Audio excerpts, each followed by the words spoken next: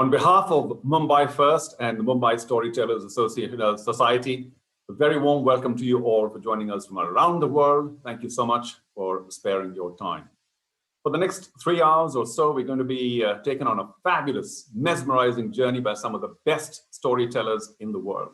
But let's just step back a bit and remind all of us why we are here. Now, there's no doubt that the COVID-19 pandemic has created havoc on our planet, and particularly here in India, with the scale of our socio-economic problem, it's been very difficult to understand and perhaps arrive at decent solutions. However, it's also given us an opportunity to once again realize, or perhaps thank the Almighty, to just remain alive. And of course, also realize the immense joy of giving. In the past, of course, humanity thought that maybe we are separated by 6 degrees of connectivity. That may have come down to just 1 degree, because sadly, there may be almost nobody here who has not been touched deeply by the ill effects of this crazy pandemic. But now still is a time to assist those who are in need, those who are less privileged. And through this program today, we will be attempting to do that. Through the evening, even as we hear these wonderful stories, and of course, as I said, by some of the top performers around the world, we will be showing you a couple of links that belong to Rah and Apnale, who of course have done tremendous work in the field of support to the less privileged over all these years, now particularly for COVID relief. And I would urge you, implore you to not only listen to the stories and that remarkable talent that tells us those stories, but also contribute to the task at hand, which is COVID relief, particularly in the Mumbai region. I also know that maybe there's nobody out there, not one of you, who hasn't already contributed to one or several organizations or done whatever you could individually, personally. But here's another opportunity, and hope that you will be generous as we go along. Through the program, where we have many storytellers, we also will be going to individuals who are responsible for their organizations, and they will talk a little more about their organizations. In fact, we're about to begin with the very first. But I will also come back and keep talking about the fact that we will continue to remind you, all those who join in from around the world, because of course, different people may join in at different times. So if you don't mind the reminders, we keep coming every once in a while. Okay, let's kick off this wonderful program, Igniting Hope, a global storytelling fundraiser for COVID relief, by calling upon our first speaker, who is the CEO of Mumbai First, the central pillar that has brought this whole event together. Dr. Mehta, over to you. Good evening, Charu. You have been very kind in your words. Good evening to ladies and gentlemen, and welcome all of you on behalf of Mumbai First. My colleague Usha will also welcome you on behalf of the Mumbai Storytellers. But before she does that, and I hand the mic back to Charu, let me give you a little brief of what Mumbai First is all about. So to start with, Mumbai First is a not-for-profit policy influencing think tank that works towards making Mumbai a better place to live, work, and invest in by catalyzing the efforts of the government, corporates, civic societies, and citizens with its unique model of public-private participation. It was set up by India's industry leaders 25 years ago, and the Tatas, Mahindras, Godrej, ICICI Bank, Asian Paints, HDFC are few of our patrons. Mumbai First has partnered with the union, state, and municipal governments as a non-partisan body to engage citizens, urban experts, and captains of industry. Mumbai First was also responsible for putting together the 40-year concept plan for the Mumbai metropolitan region and assisted the Maharashtra government in setting up the war room, which is now called the Chief Minister's Sankalp Kaksha, to monitor critical projects in the MMR region. In association with the Government of India and the Government of Maharashtra, Mumbai First organized the BRICS Friendship Cities Conclave in 2016 during India's presidency of the BRICS nation. In February last year, just before the lockdown, Mumbai First organized the International Climate Crisis Conference for tropical coastal cities in collaboration with the European Union, the Government of Maharashtra, and the Government of India. If you'd like to know more about Mumbai First, do visit our website, which is www.mumbaifirst.org.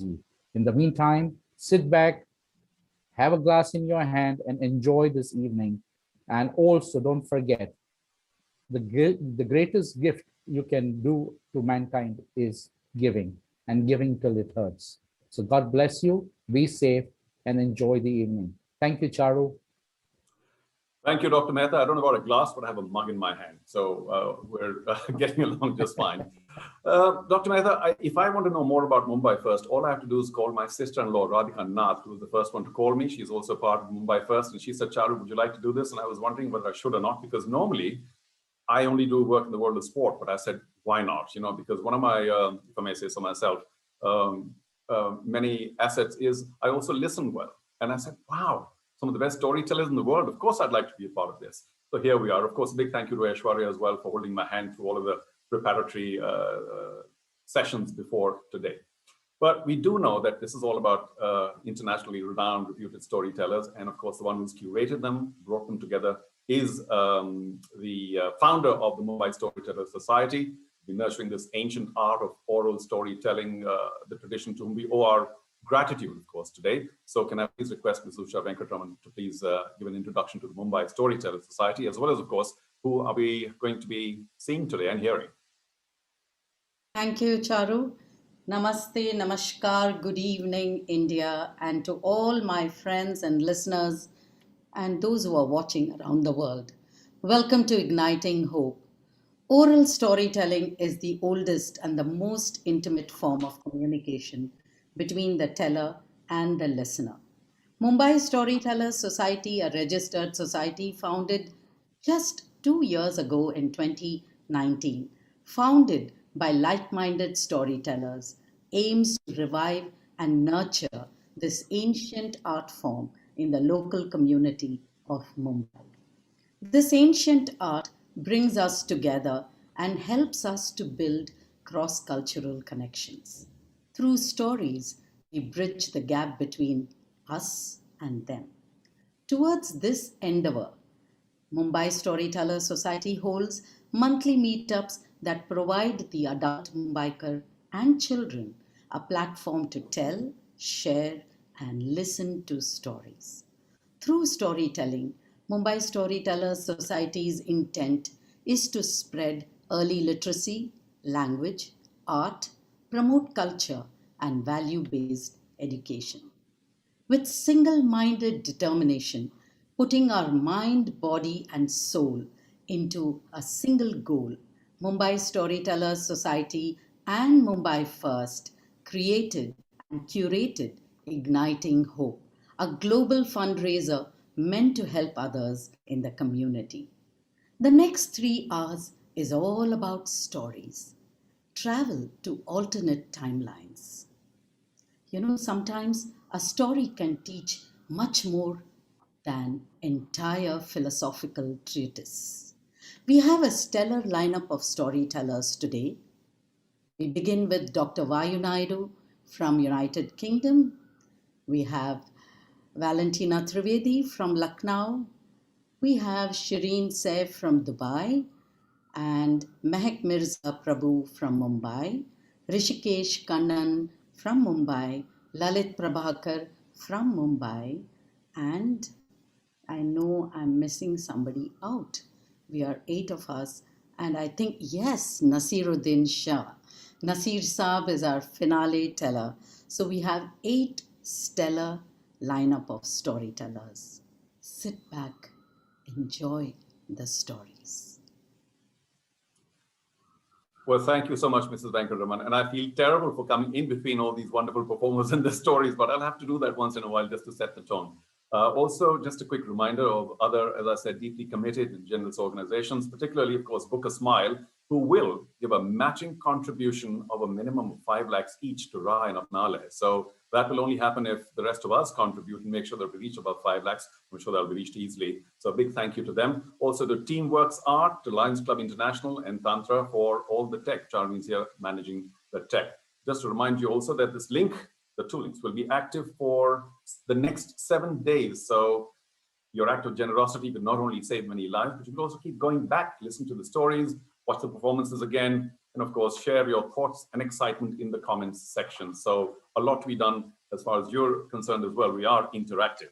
Okay, let's get to our first performer, a storyteller, of course, of huge international repute. She's a London-based author and storyteller and has performed storytelling, literature, and music festivals around the world. Founder and artistic director of the Vayu Naidu Company based in the UK and Europe's first PhD in performance oral tradition, and also, of course, for Sita's Ascent, the Commonwealth Book Award nominee. Member of the Historical Writers Association as well. Ladies and gentlemen, as Dr. Venkatraman has said, sit back, enjoy the evening. And first up here is Dr. Vayu Naidu. Good morning, London time.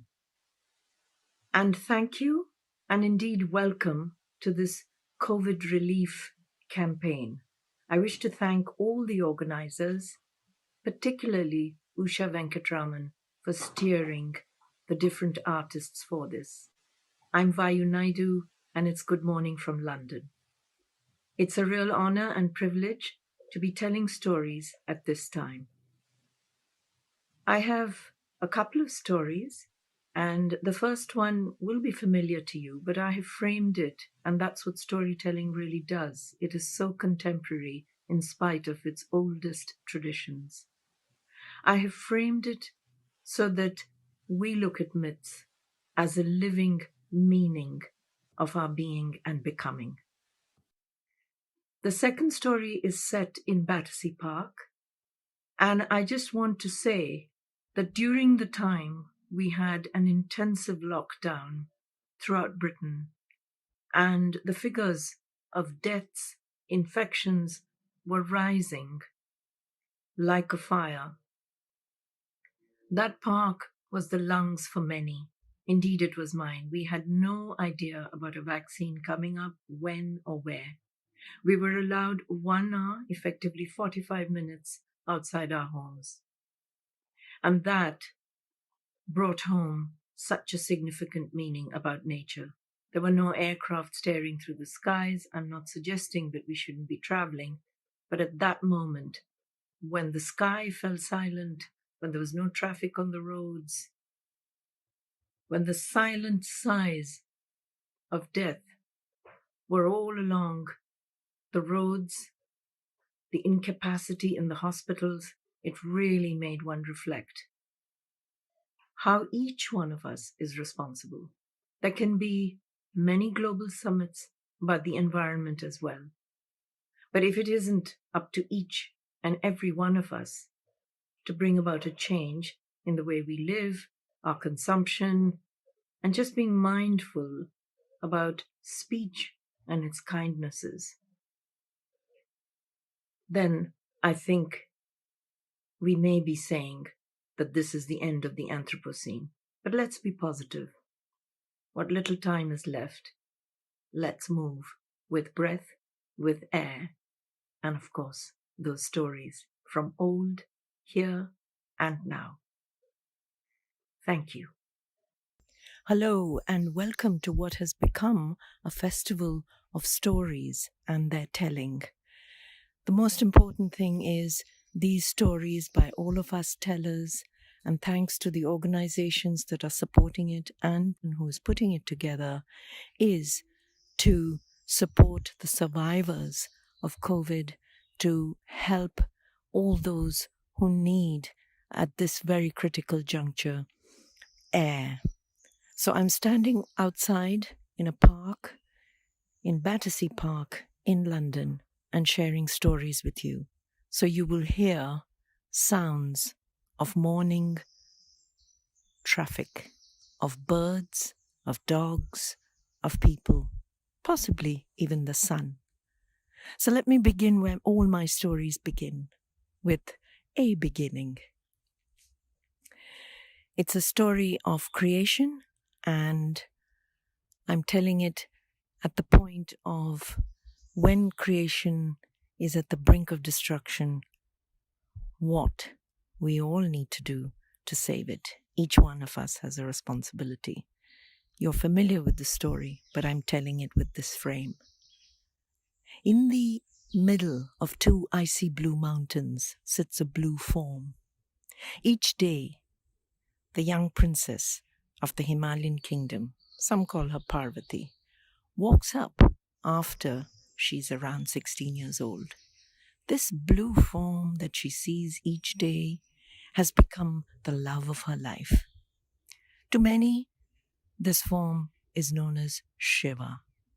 He wears the moon on the mount of his head. The raging torrential river Ganga stops its flow in his dreadlocks, falling right down to his waist.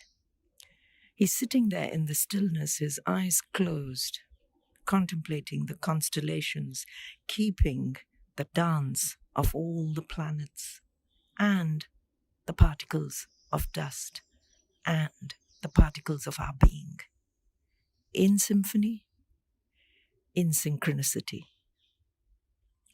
She, of course, falls in love with this being that she cannot understand. But love is love. We all know that. It has no reason, but it has its song. Now, Karma or Cupid or whatever name you wish to choose to call him from any civilization watched this love. It was an encounter of one being with its eyes closed, the other gazing upon that being. And so he struck his arrow. It struck the mark on Shiva's arm, and he opened his eyes, his two seeing eyes. His third eye was closed. And when Parvati gazed upon him and he looked upon her, they fell in love. His arms began to reach her, out to her. And suddenly his third eye opened, and a great fountain of light began to pour out, because the stillness of his wisdom had been shaken and disturbed. And so it was that Karma or Cupid or whatever name you choose to call him from any civilization, that intoxicating god of love was burnt to cinders, or so they say. Now Parvati, being bright and intelligent and with a scissor-sharp mind, she looked upon Shiva, God or cosmic wonder or whatever he was. She said, "How can you destroy love? Bring it back to life. Otherwise, we will all have a brutish and bestial existence." And so we all know that ever since that day, all men as gods too always will take command from women. And so Cupid or Karma or whatever you choose to call him from any civilization, that god of love came back to life with the cool blue fountain of wisdom and its light from Shiva. He flew off to other regions on the planet only to make more of this essence of love. Time went on, and when Shiva and Parvati were married, she began to live in a hut in the Himalayas, taking upon herself the role of the Mother Earth. That seemed fine, but Shiva was away 10.5 to 11 months of the Gregorian calendar, out in space, amidst the constellations, always wandering around with ghouls and ghosts and souls who had never been fulfilled, who had been discarded by society. He befriended them all, he protected them, he smiled, his timeless smile. But there was Parvati. There came the flood, the wars, the colonies, the empires, the bank crashes, and then, of course, the tiny little virus that we're all familiar with. There were endless cries throughout, only of wanting, only of greed, but never the thank you, never the gratitude. She didn't mind. She had amazing, immense capacity. One day she thought to herself, I want to create something. Let me write the epic history of mankind, of humanity, indeed of the Anthropocene. And as she was bathing, she was thinking about this, and she removed the sandalwood paste from her body. and made it into a small ball, sculpted it into a boy, kissed it, and the boy bounced to life. His feet on the ground, great big belly, dimples in his arms and his buttocks. And he said, "Mother, what can I do for you?" She was delighted by her creation. She said, "I'm going to write the epic history of humanity. I'm going to think about this thing called the Anthropocene. Why don't you stand on the veranda and see that I am not disturbed?" And so she went off to compose through fragments of song, through verse, the first word, the first sound, and multiply it into multiple phrases. The boy stood on, I'd like to say the deck, but it was a small veranda. And in the distance he saw a blue form. Of course it was Shiva returning, but the boy was not to know that. And there were Shiva's locks flying in the wind. Every footstep he took, a snowstorm swirled behind him. He walked up. Of course, he didn't notice the boy, and he was going to cross the threshold into the inner apartment of the hut, when suddenly he felt a sharp pain, and Shiva withdrew. And he heard this chuckling boy saying, "Who are you?" As well you know, nobody asks that kind of question of Shiva. It is we who have to ask it of ourselves in the presence of Shiva. So Shiva was benign. He said, "Well, I am a wonder of the cosmos. But who are you?" And the boy said, "I am the son of the mother of the earth." I don't think it went down very well with Shiva. And he said, "Oh, that's very nice. I need to see my wife, Parvati." And he tried to cross the threshold again, but this time there was a very sharp pain he felt, and he withdrew. And he looked at the boy chuckling again. It is rare, it is rare, it is rare that Shiva would lose control. And he lost his temper. From one of the locks of his hair, he cast it on the veranda, and an army of 10,000 began to fight. And they all fought against the little boy, but he was able to bounce away every kind of saute that was made to him. And in fact, he was beginning to enjoy it. And many, many, many deaths were occurring of these lives. But Shiva could just not cross that threshold. Such was the power and the Shakti that the Mother Earth had given her creation in this little boy. At last, Shiva asked his commander-in-chief, "Get rid of that boy." The commander-in-chief sighed, as many do, taking the orders of their impatient leaders.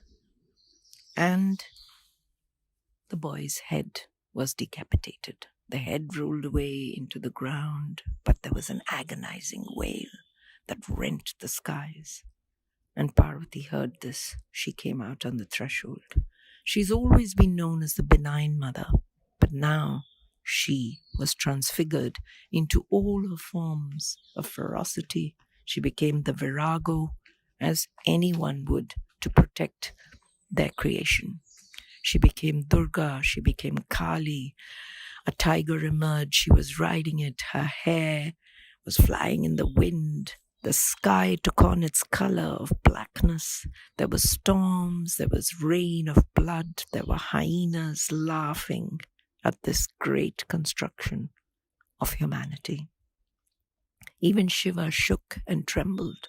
Once again it seemed as if everything that this earth, its humanity, all life that had been built up over such a long time was going to vanish in a puff of smoke.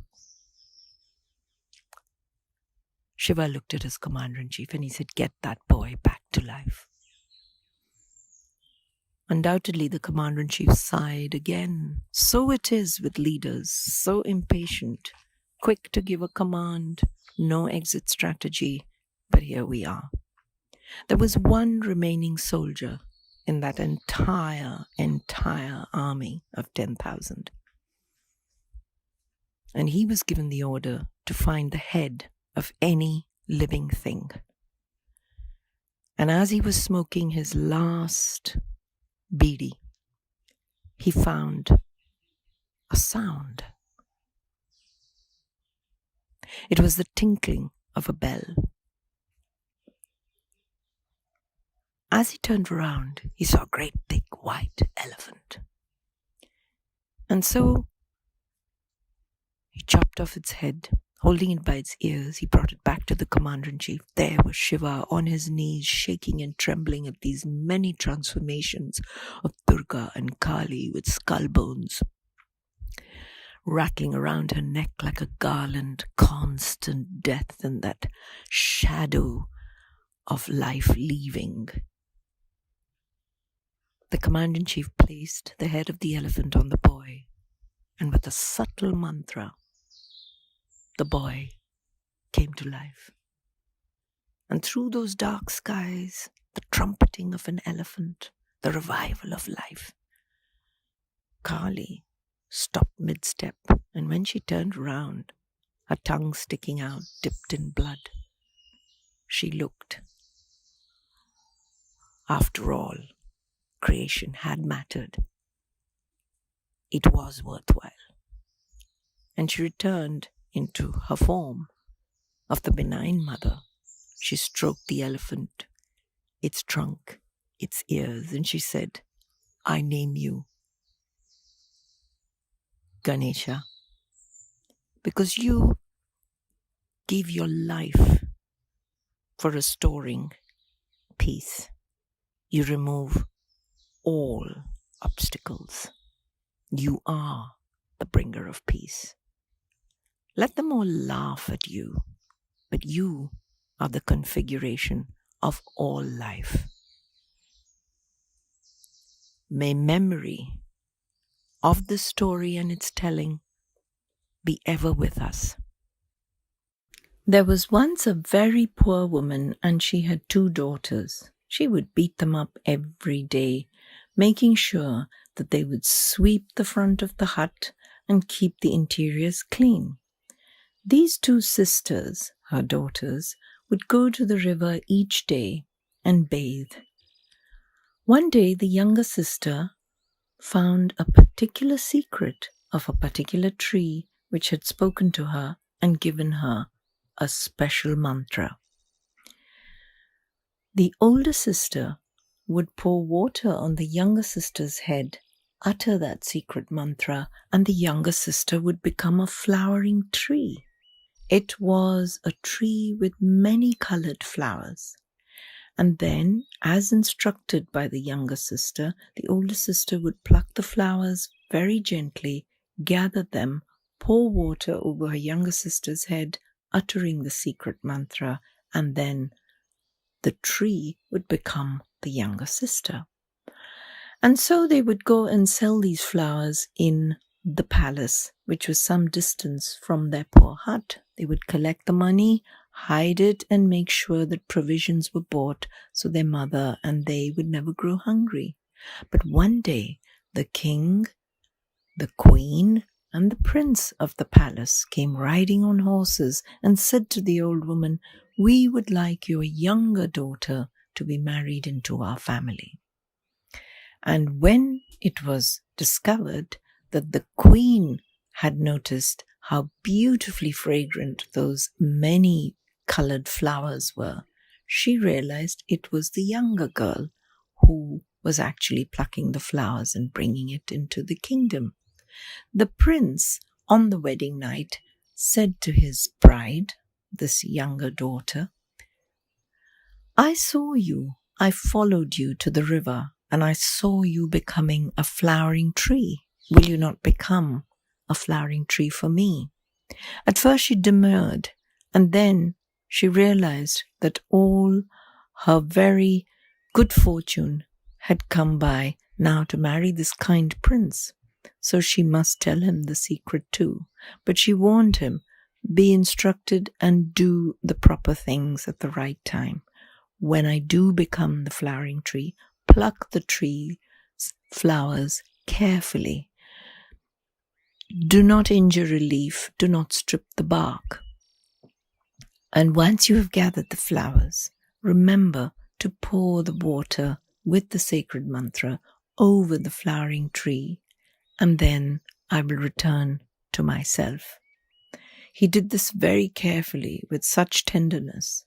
And so in time, there was a whole room filled with these flowers night after night after night. Now it so happened the prince's younger sister was unmarried, and she had peeped through one of the doors and had discovered that her sister could become a flowering tree.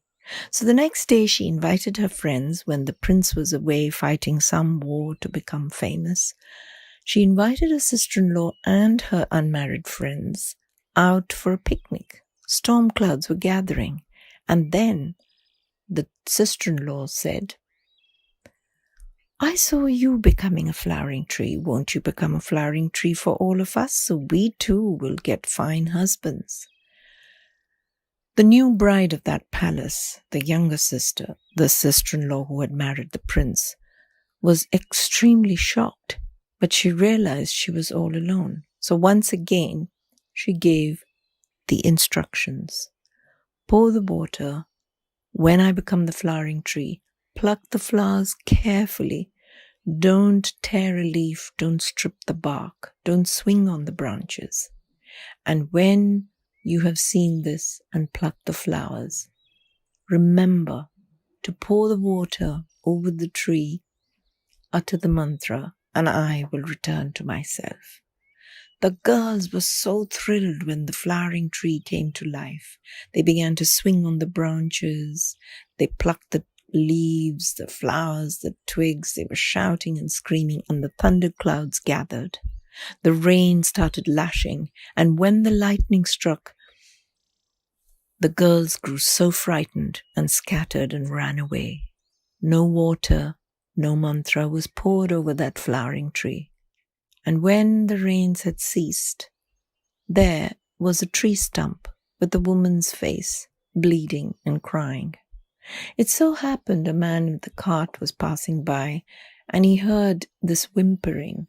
So he picked up the stump and he said, I don't know what you are, but you poor weeping creature, I will see where I can find some help. So he took the tree stump, found a deserted, abandoned temple, and he left it on the courtyard. It so happened the queen's ladies in waiting were passing by that way, and they heard this wailing. Many days had passed since this daughter-in-law had not come back to the house. And what had happened with the prince when he returned from his wars? He discovered that his bride was no longer there, and he lost his senses and went wandering around, and then had been found and returned to his parents' kingdom. The ladies in waiting picked up this weeping tree stump and placed it in the prince's room that night. And when the prince suddenly heard the weeping, he sat up and he saw that this was his wife. And when he remembered the careful instructions of pouring the water and trying to turn her into the flowering tree, but being careful to pluck the flowers, not swing on the branches or strip the bark, it all came back to him. The great secret that he had asked of her and which she willingly gave. But I leave the end of the story to you about how we take great secrets from nature. And sometimes we're not always responsible about respecting them. Hello, welcome to Igniting Hope, a global storytelling fundraiser for COVID-19 relief. Mumbai Storytellers Society, along with Mumbai First, have organized this event to support Ra Foundation and Apnalaya in their endeavor to provide COVID relief to all affected. Book a Smile will match donations collected through the fundraiser up to 1 million rupees. Donation links are being shared on the chat box. Thank you so much, Dr. Naidu, for also reminding everybody something that I should have done, but I'm glad you had that call out about Book a Smile and, of course, donations as well. Did I use the word mesmerizing? I think I have, and I was transported back to ancient times earlier on, and of course, the whole message about respecting nature is so important. But the lesson that I learned, this is in lighter vein, so please forgive me, about the first story, and all of us love to hear about Shiva and Parvati in those wonderful days, is that you can mess with Shiva if you like, but don't mess with the Parvatis. Not good for health. Okay, we will move on now because we do have somebody who's worked with social purpose organizations for over 2 decades, and through the lens of social justice and non-violence, this gentleman is engaged with issues of marginalization, both in urban and rural spaces. Let me get that right. Marginalization. I need to get words right. Anyway, he's a great guy. And we would now love to hear from the CEO of one of the beneficiary organizations, Apna Le, Dr. Arun Kumar.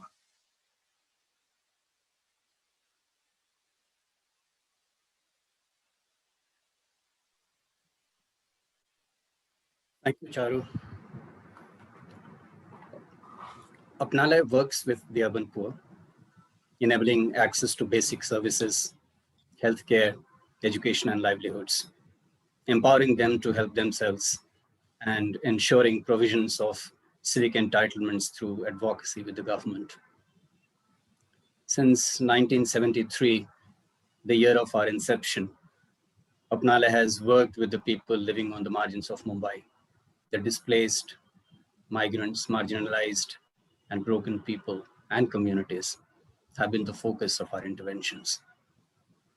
We work so that those rendered voiceless, living in slums, pronounced illegal and unwanted, could articulate their angst and needs and rights that are fundamental to a life with dignity.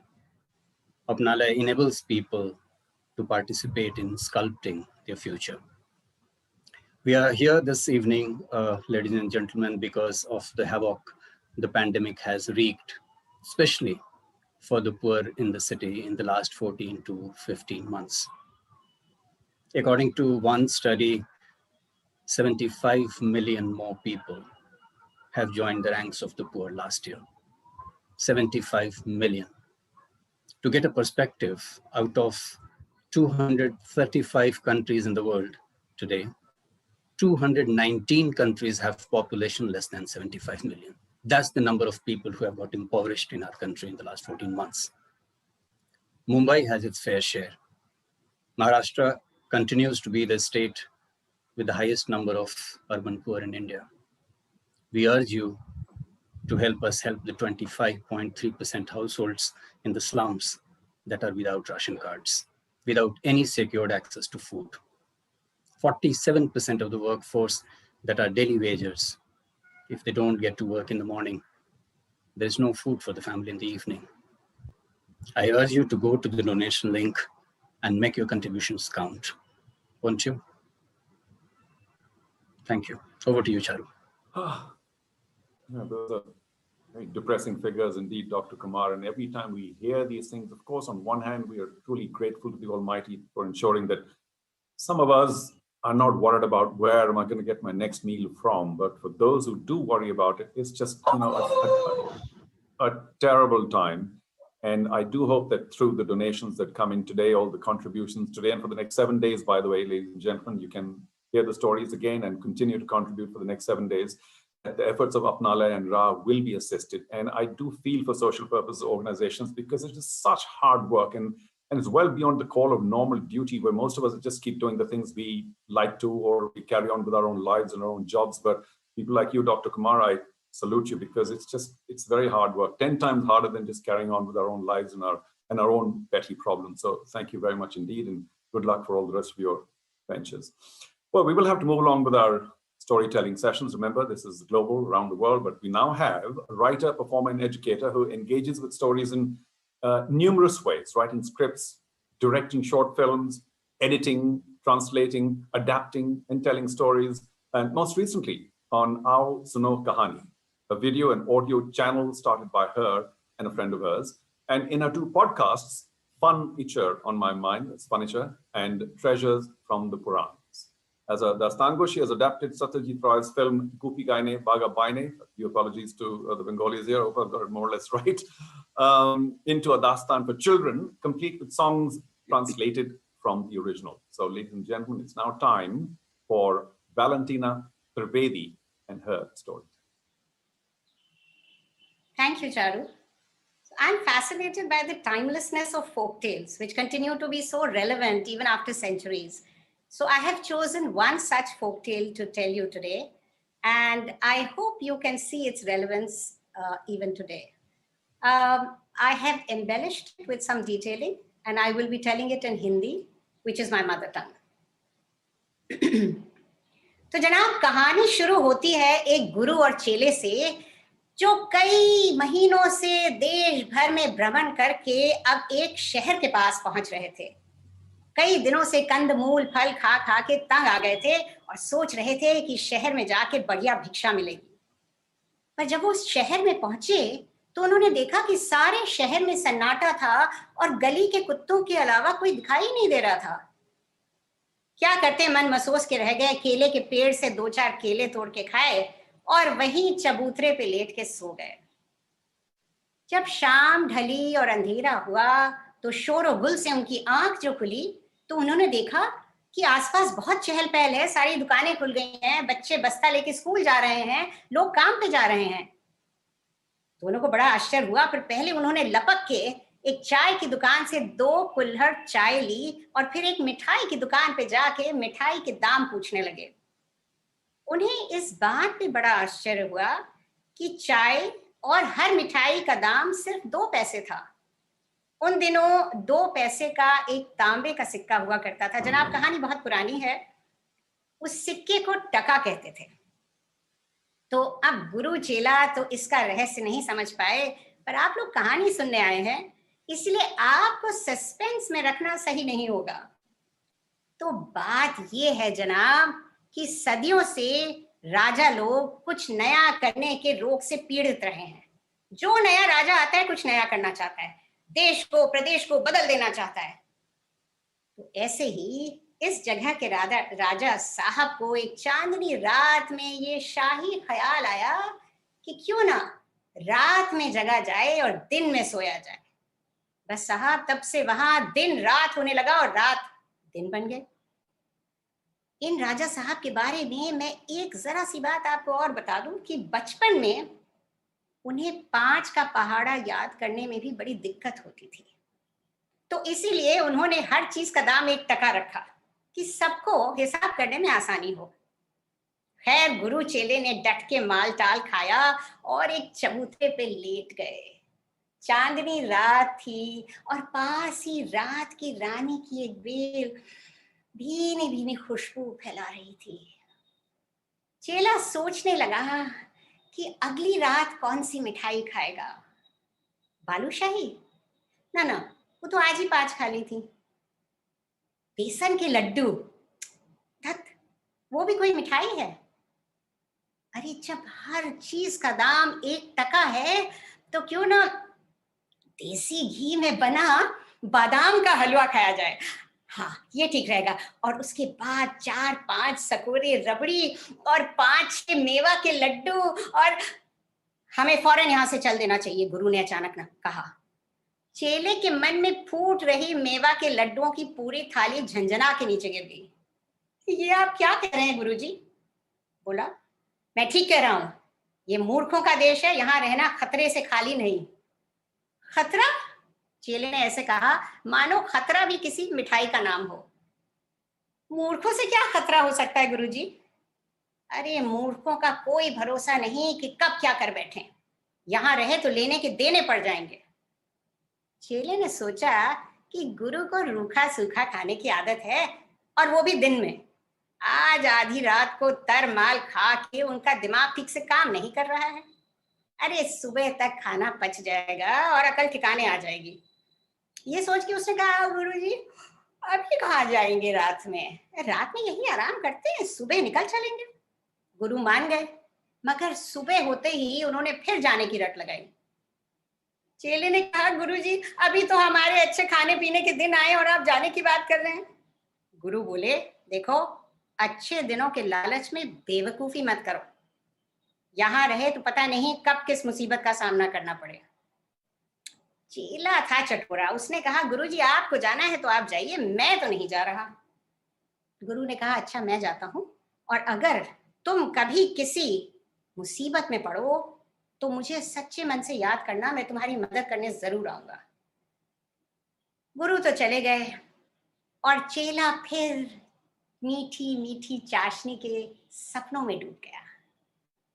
उसके जीवन ने एक नया मोड़ लिया। दिन भर सोना और रात में आसपास मंदिर आने वाले लोगों से भिक्षा लेके नित नए मिठाइयां और माल टाल उड़ाना, अब यही उसका जीवन था।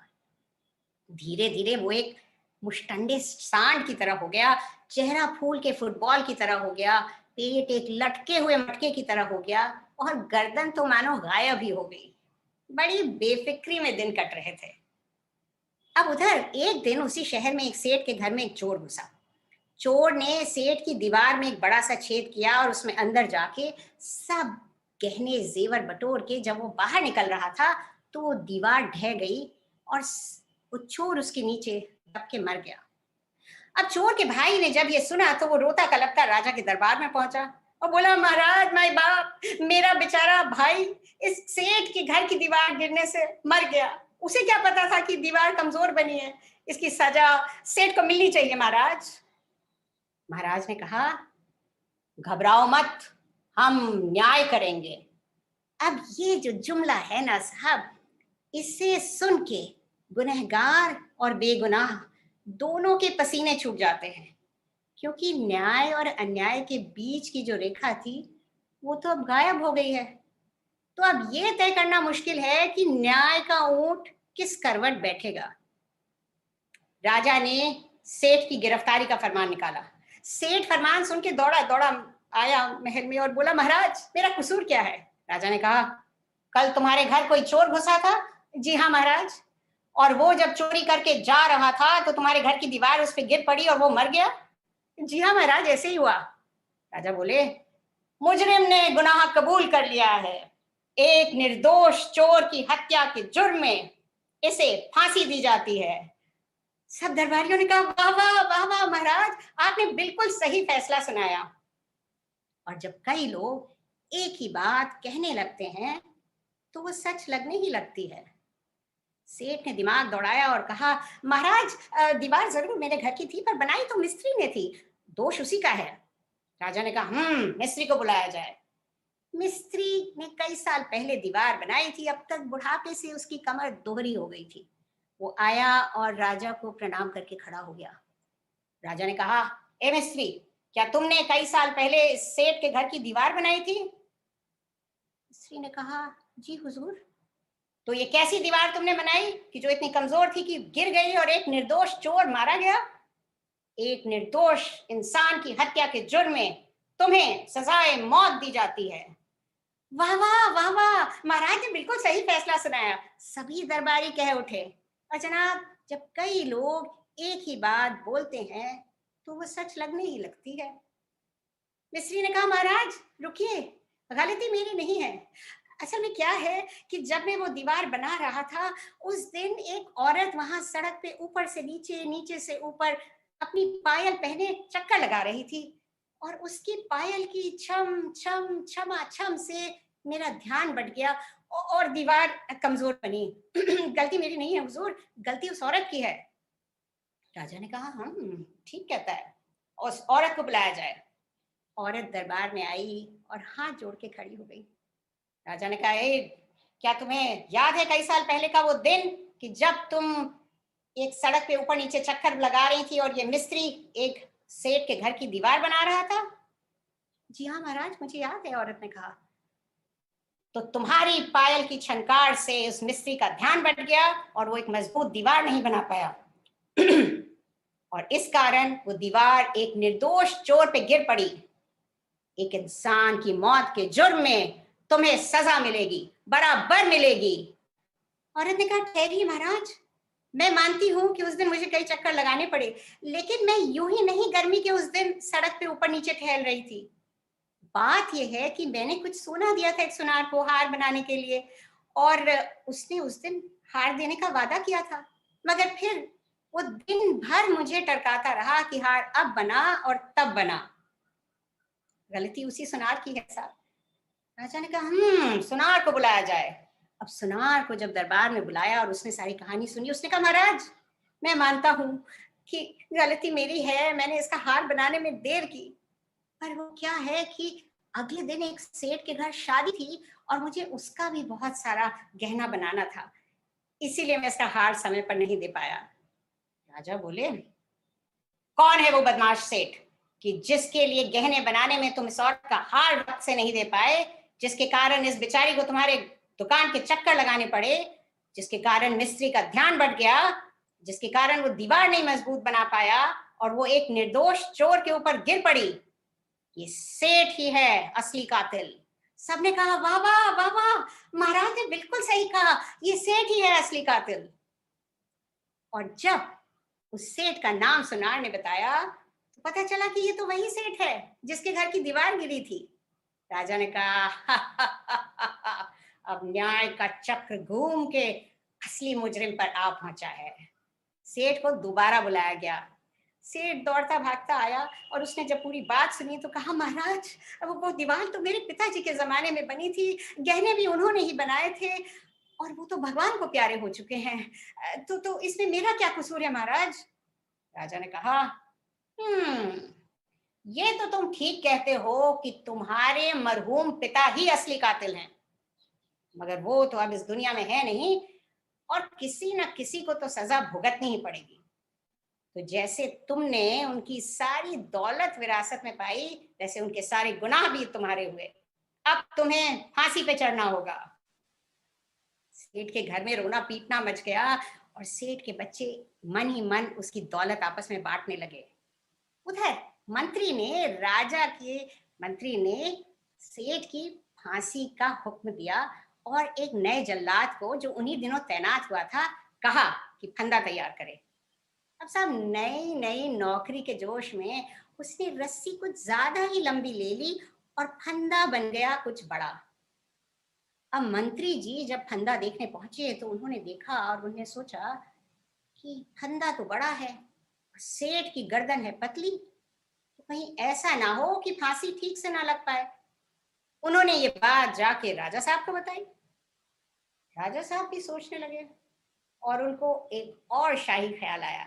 जनाब राजा लोगों का क्या है ना कि आम ख्याल नहीं आते, उनको हमेशा शाही ख्याल आते हैं। तो ये वाला शाही ख्याल उनका था कि उन्होंने कहा कि अरे भाई फंदा बड़ा बन गया है तो इसमें क्या मुश्किल है, हमें बस चाहिए एक ऐसा आदमी जिसकी गर्दन इतनी मोटी हो कि वो अच्छी तरह फंदे में फिट हो जाए तो न्याय भी हो जाएगा, सजा भी हो जाएगी और फांसी भी बढ़िया लगेगी। बस साहब फिर क्या था, शाही सिपाही दौड़ पड़े शहर भर में ऐसे शख्स को ढूंढने और उन्हें ज्यादा ढूंढना भी नहीं पड़ा क्योंकि रात हो चली थी और मंदिर के बाहर डोलता हुआ चेला उन्हें फौरन दिख गया। चेला 11 दिन का उपवास कर रहा था। इन 11 दिनों में उसने सिर्फ रबड़ी और मालपुए खाने की ठानी थी। आज 8वां दिन था और 2 दिन से सपने में समोसे, खस्ता कचौड़ी और चाट के दोने दर्शन दे रहे थे और आज उसके मन में रबड़ी और समोसे के बीच में घमासान धर्म युद्ध चल रहा था। ऐसे नाजुक मौके पर शाही सिपाहियों ने उसे जाके धर दबोचा। उसने कहा अरे मैंने क्या गलती है, मैं तो एक सन्यासी हूँ।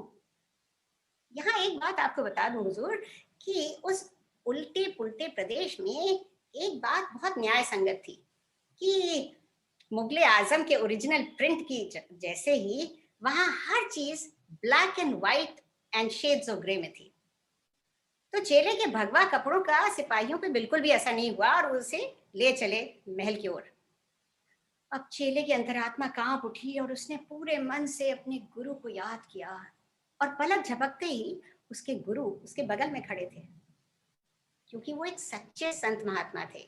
जी हाँ, हर संत महात्मा ढोंगी नहीं होता है तो उन्होंने पहले तो चेले को डांटा और फिर उसके कान में कुछ कहा। अब जब दोनों लोग शाही सिपाहियों के साथ राजा के दरबार में पहुंचे तो गुरु आगे आए और बोले, महाराज, क्योंकि चेले से बड़ा गुरु होता है इसलिए मुझे फांसी लगाइए।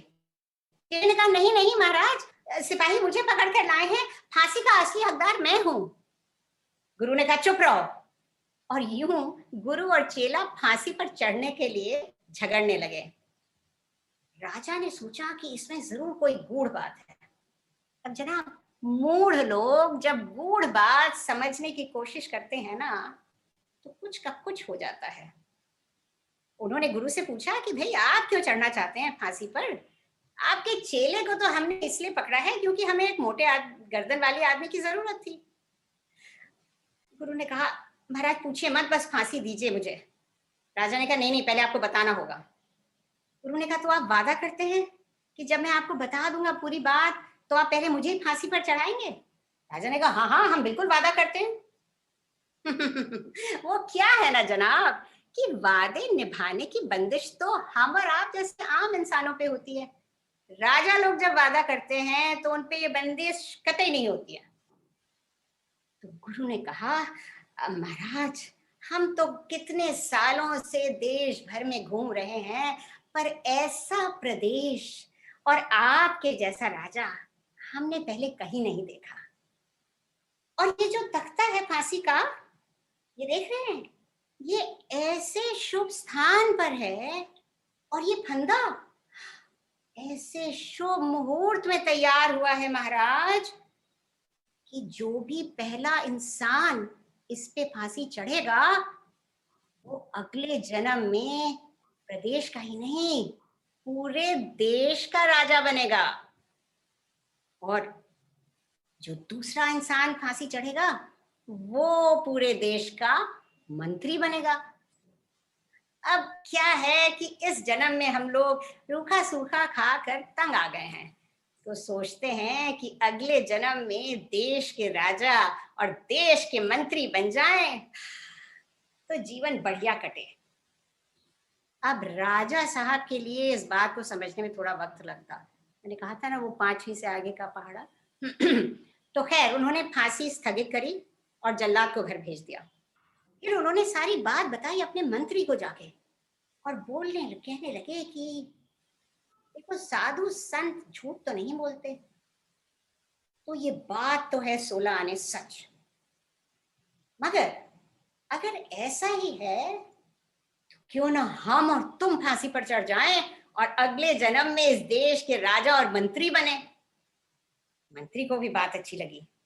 बस फिर क्या था जनाब, राजा ने जल्लाद को बुला के कहा कि देखो, फांसी आधी रात के बाद लगेगी।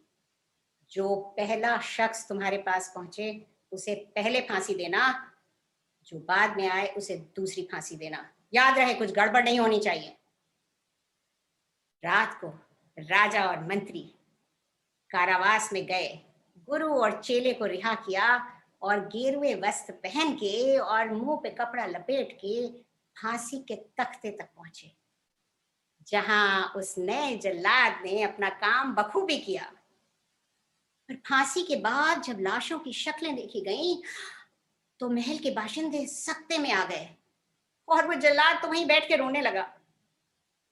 सुबह होने लगी थी, अंधेरा छटने लगा था और लोग अपना काम खत्म करके अपने अपने घर वापस जा रहे थे कि ये खबर पूरे शहर में आग की तरह फैल गई और लोग महल के पास आके जुटने लगे और सबकी जबान पर यही सवाल था कि अब राज कौन करेगा, राजा कौन बनेगा। तब तक किसी ने देखा कि गुरु और चेला शहर से बाहर चले जा रहे हैं। किसी ने कहा, अरे अरे रोको कोई उन्हें। गुरु और चेले को रोका गया और उनसे मिन्नत की गई कि राजपाट संभालें।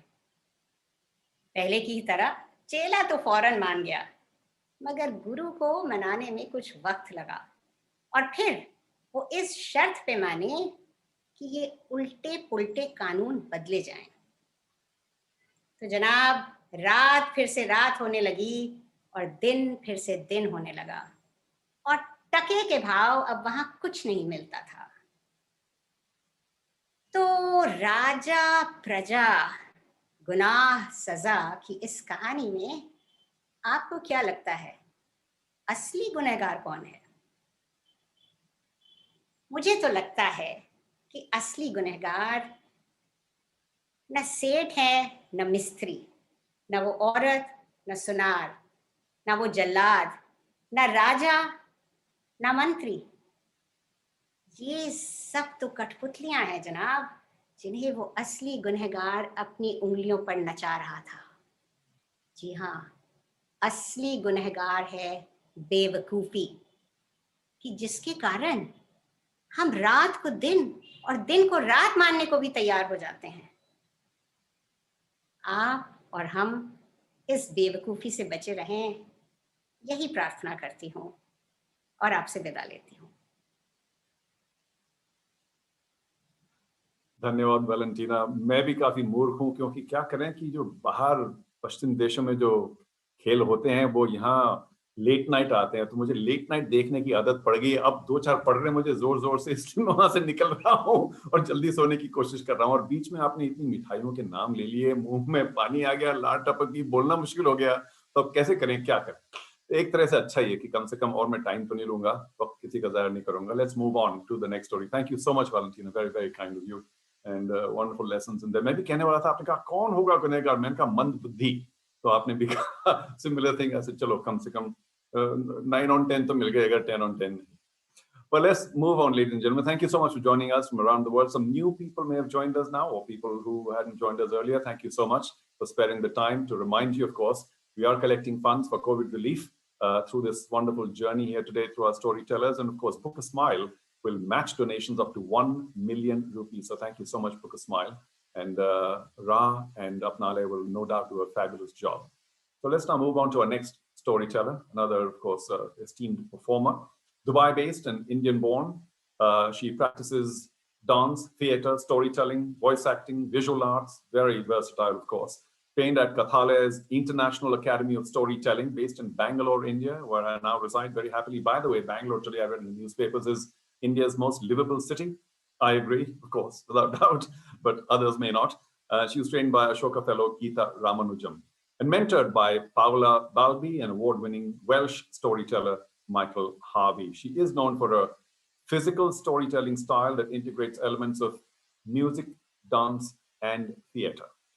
So it's time now to hear the story through the eyes and voice of Shireen Seth.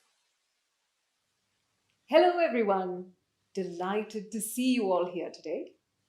I know you could have spent today, this moment, anywhere else, online or offline, but you chose to be here with us, listening to our stories and helping us heal, giving people hope.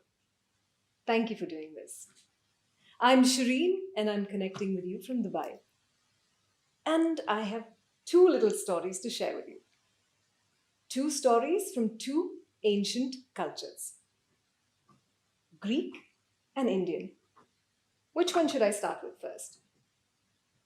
Choose. Okay, I'll start with the Greek. Here we go.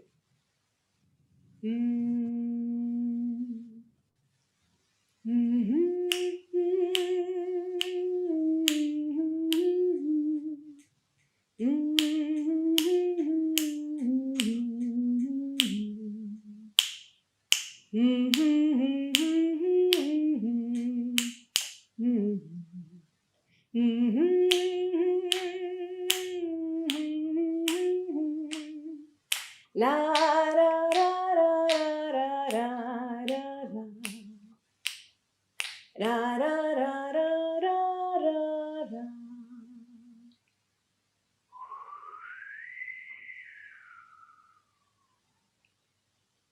The north wind and the sun had a quarrel about which of the 2 was stronger. The north wind boastfully said, "It is me, because of the force of my breath, that which I can move just about anything." The sun had a different point of view. The sun believed that there was great power in gentleness.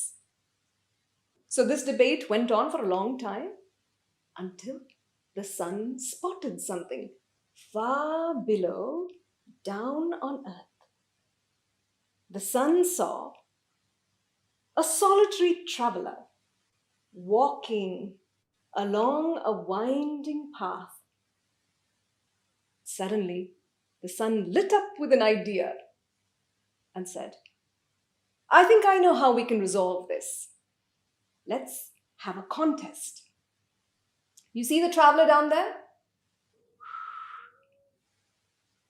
If you or me, whoever, can strip the cloak off that traveler, he is stronger.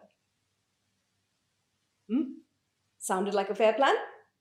And the north wind, felt confident and puffed up with confidence and said, this is very easy for me to do. I can use my force and get the cloak out of that traveler in no time at all. All right then, you go ahead. And saying thus, the sun hid behind a cloud. The wind puffed up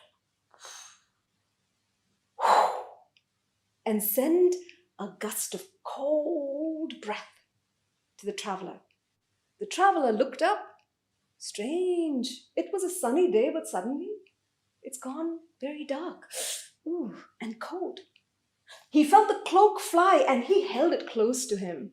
He held it close to his body and continued walking. The wind tried again. Stronger.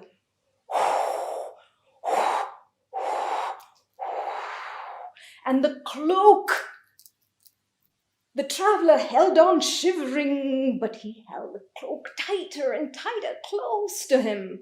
By now the wind was furious, and he tore at the cloak with rage and sent his forceful breath down.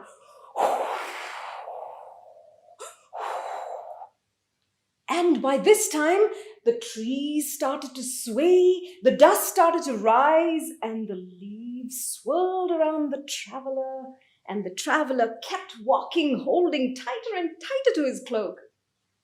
Strangely, the stronger the wind blew, the tighter the traveler held on to his cloak.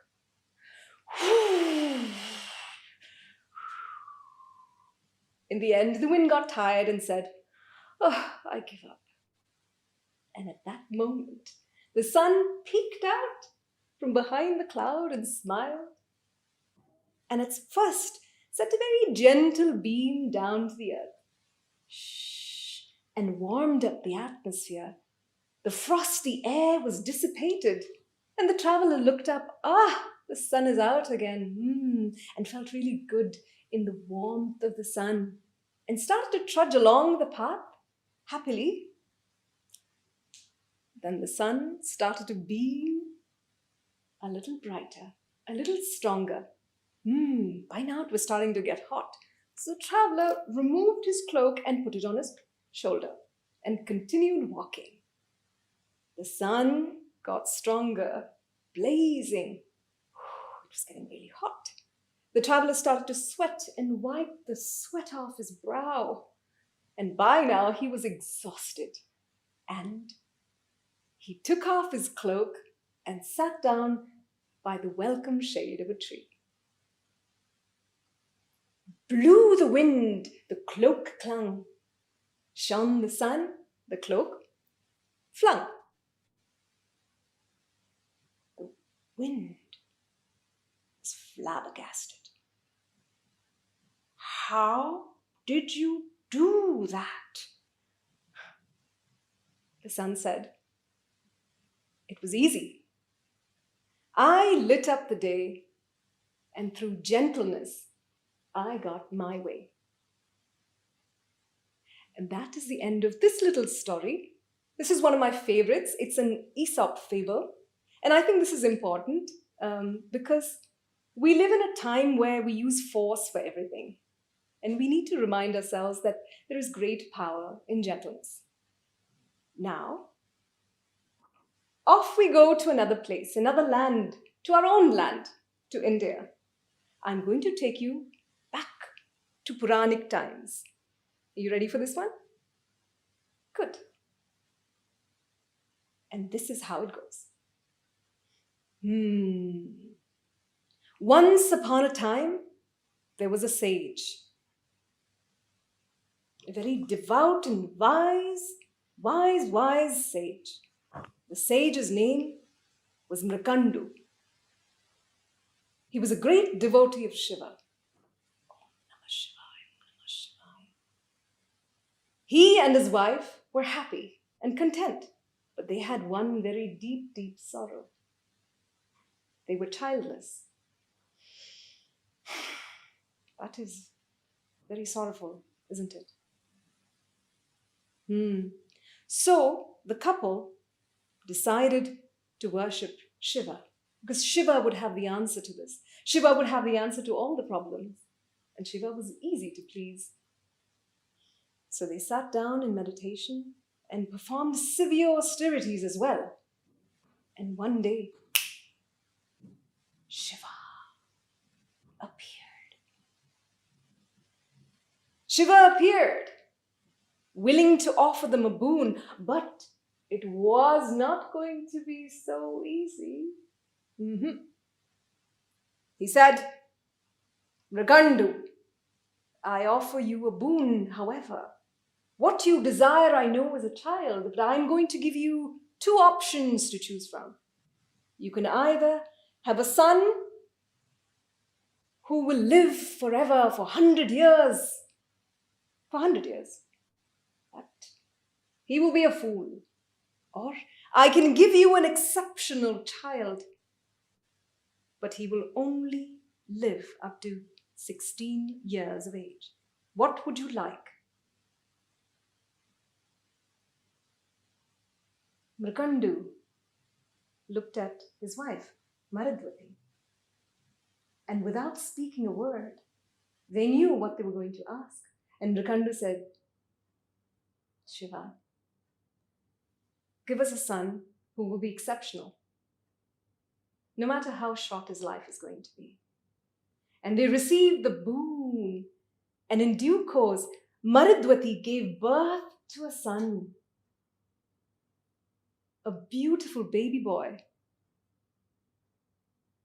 He was brilliant.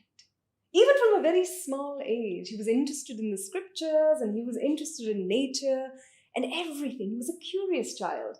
He was a very, very gifted and special child. But his parents didn't tell him about what awaited him. And so this child grew up and became a great sage, wise, all-knowing, curious, kind, everything you can imagine, all the beautiful qualities in a human being.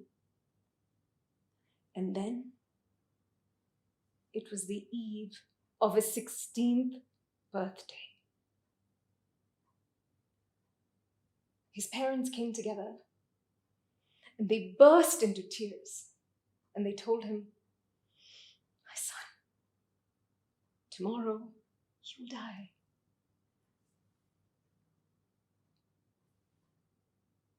Markandeya, this little boy whose name was Markandeya, he listened to what his parents had to say and smiled. It is okay. It is okay, my parents. It is fine. Death is inevitable. And saying thus, Markandeya walked down to the river to spend his last few hours on this earth. He sat by the river and he created a Shivalinga out of the sand of the river. And he sat in meditation, in prayer. Om Namah Shivaya, Om Namah Shivaya, Om Namah Shivaya. The hours passed, and then on the stroke of time appeared Yama, the god of death.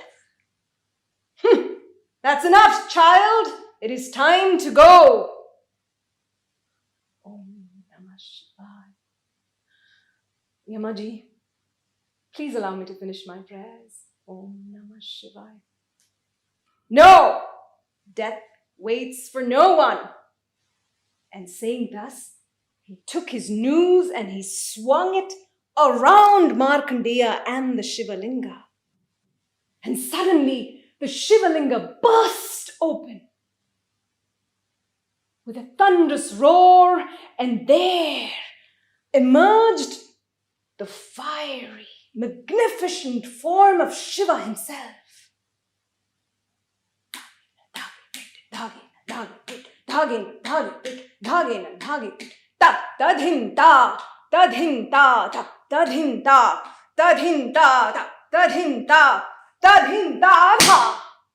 He kicked Yama, and Shiva lifted Markandeya and took him up away into his celestial abode, where he lived forever, free from the fear of death. And that is the end of this story. But I'd like to add a little postscript to this. Now, Markandeya, the sage, because he was immortal, he lived through all the 4 yugas, and that meant he saw all the events in the universe that happened in the 4 yugas. And thus, he became the greatest storyteller from the Puranas. And with that comes the end of my time. So Shireen the storyteller will take your leave, but don't go anywhere, because I'm making way for another fantastic storyteller to come and tell you some stories. And as I go, I'd like to thank you once again, really from the bottom of my heart. Thank you. Thank you for doing this. Thank you for supporting this program and this cause organized by Mumbai Storytelling Society and Mumbai First. Well, thank you so much, Shireen. Fantastic. Oh, I loved it. I'd love to talk back about that story, but if I could question Markandeya, since he's been through everywhere, I'm going to ask him, what's going to happen with this COVID thing? We're already talking about maybe the 2nd wave. Now people are saying, watch out for the 3rd wave. And I'm telling friends of mine, and I mean no disrespect, you're saying, listen, what are we going to plan for the 19th wave or whatever? Is it ever going to go away? What's going on here? It's very tough.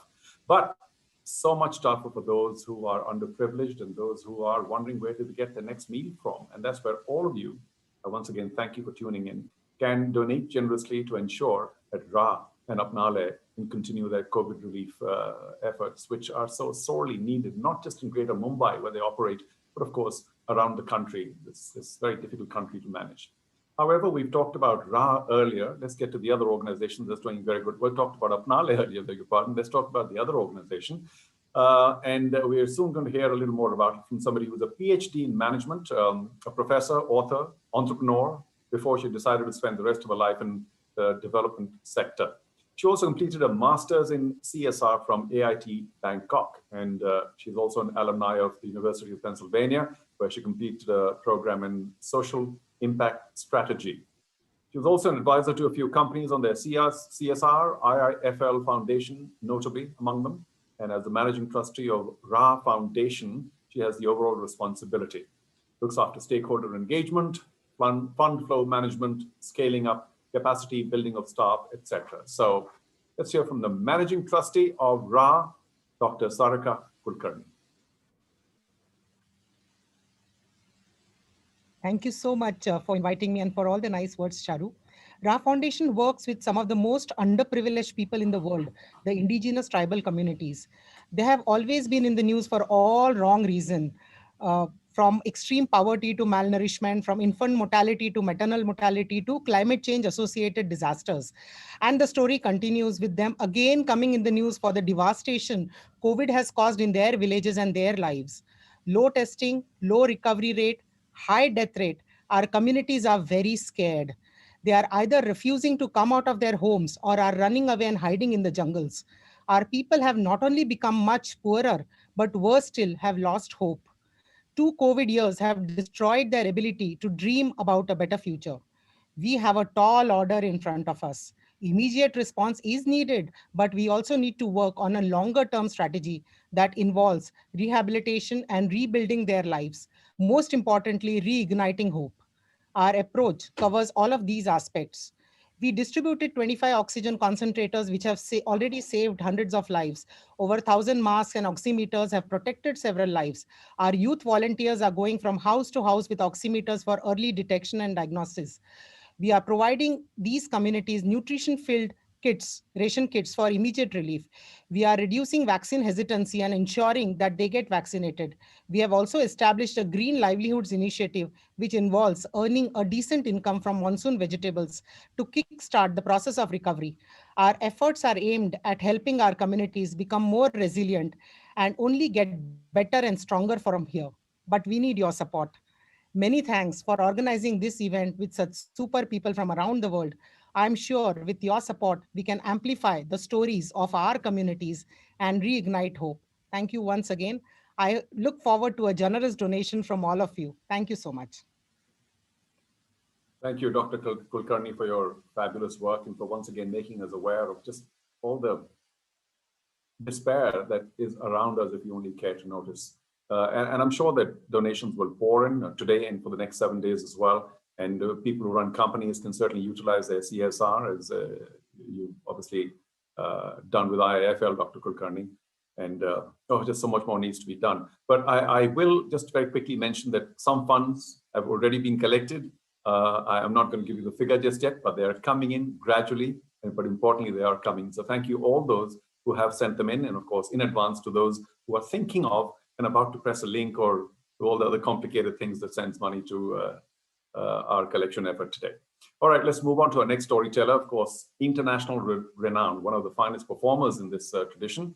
Winner of the National Storytelling Network's Oracle Circle of Excellence Award and a Grammy nominee.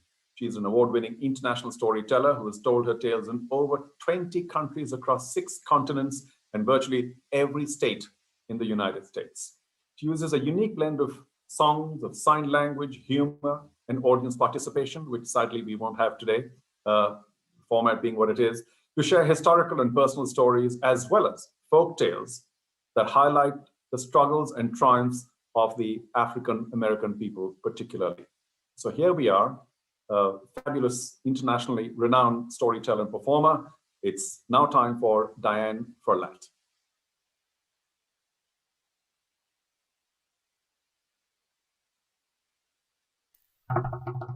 Hello, everybody. I am Diane Furlat, the storyteller, and I'm here with my musician, Eric Pearson, and we're going to take you on a journey to Africa through stories and songs. Are you ready? Well, get ready. Here we go. Let's go walking through the bush in Africa. In Africa. Let's go walking through the bush in Africa. In Africa. In Africa.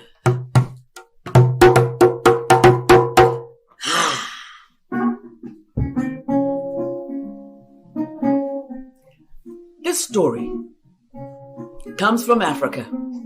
Africa is many, many things. It's a huge continent, 54 countries, so many languages, so many people. My ancestors, my family, a long time ago, lived in Africa. Africa has so many songs and so many stories. And this is one of the stories. Listen and learn.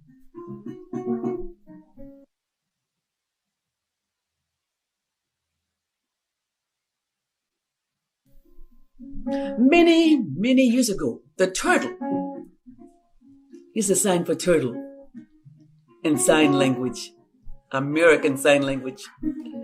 And this is the sign for wedding. Okay, like this, wedding. Very good. And this is the sign for stop.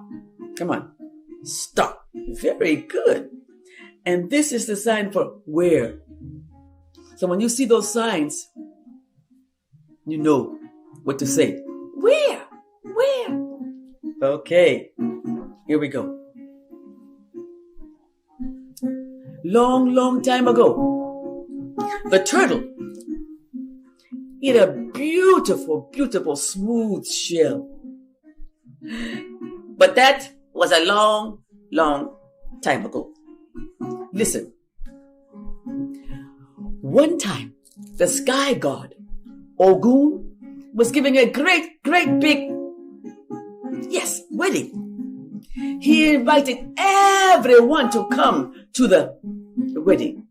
I mean, elephant was there, giraffe, the baboon, the antelope, the crocodile, the lions, the tigers. Everyone came out to the wedding. Oh, and they had the best drummers playing the drum. They had so much music, plenty to eat, plenty to drink.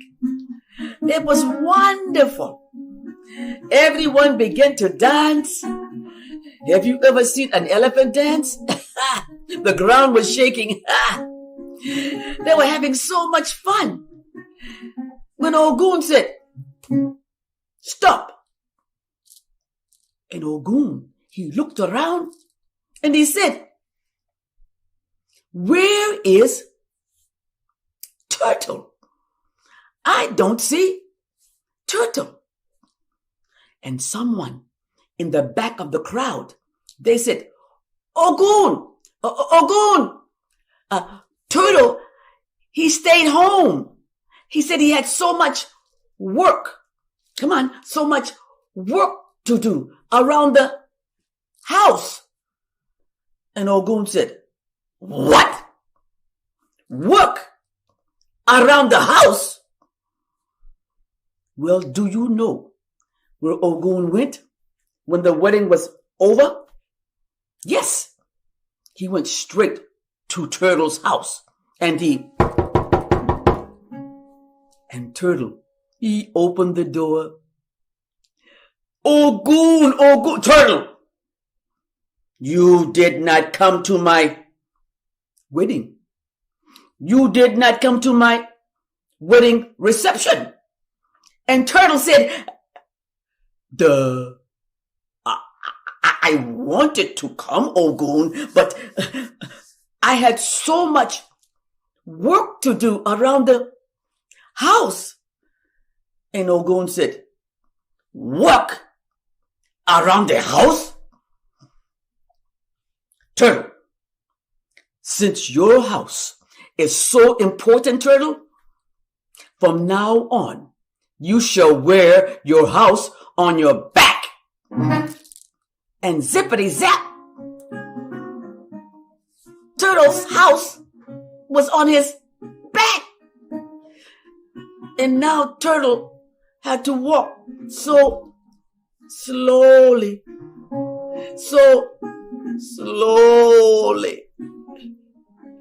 Well, you can't walk fast with a house on your back. And there was Turtle. One step, duh. 2 steps, duh. 3 steps, duh. Turtle was so sad. Why did you make me the slowest thing in the world? Why? And Turtle, he saw the foxes running fast in the forest. He looked up. He saw the birds flying free in the sky. Why? Why did you make me the slowest thing? And Turtle, he began to cry and cry and cry.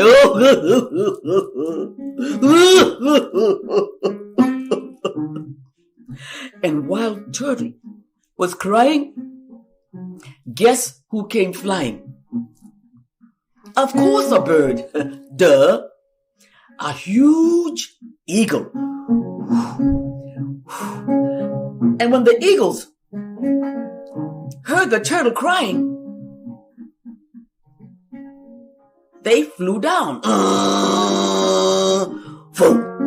And they sat down right next to Turtle and said, "Turtle, what's up?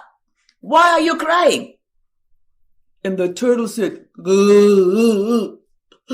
I'm so slow. Look at the foxes running so fast, and you flying so high in the sky. And look at me, walking so slow on the ground. I'm so slow. And the eagle said, hey, turtle, don't cry. We can give you a ride in the sky, man.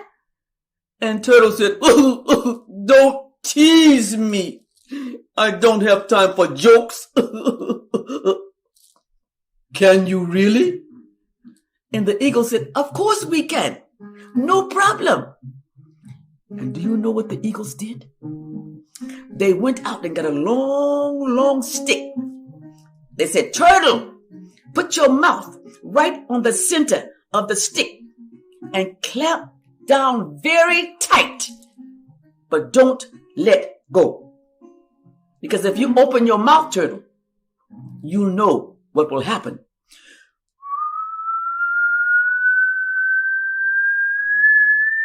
Splat! And turtle thought about it. And turtle said, I'm not opening my mouth. And turtle, he walked up to the stick. He put his mouth right on the center of the stick. And he clamped down very tight. You mean like this? Yes, good, turtle, good. But don't let go. And one eagle grabbed one end of the stick, and the other eagle grabbed the other end of the stick, and they began to flap their wings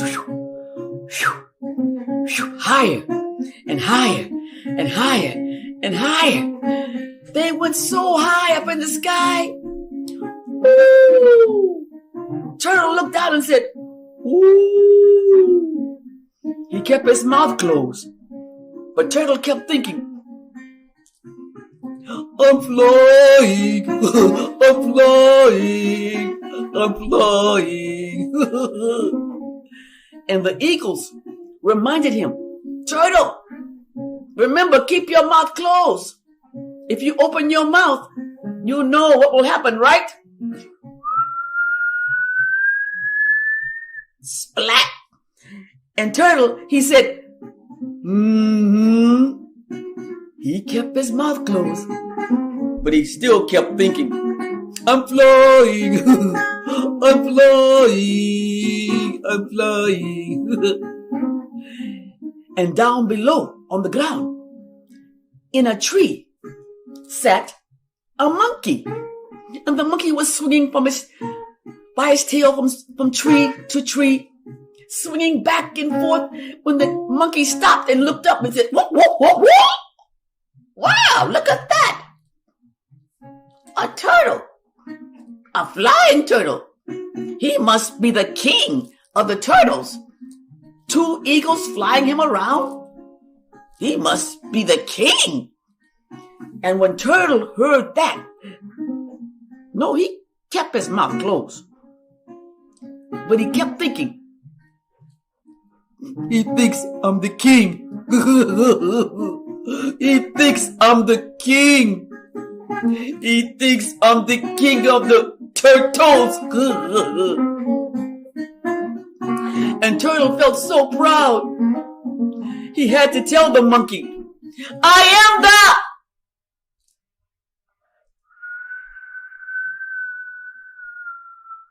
Splat! Oh, no. The turtle, he didn't die. But he busted his shell. And when he turned himself over,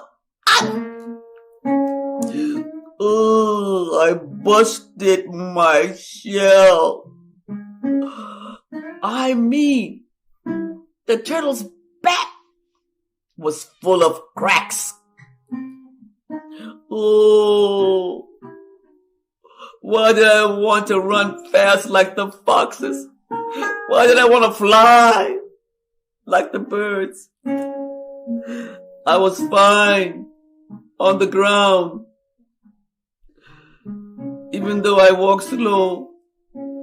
Oh, why?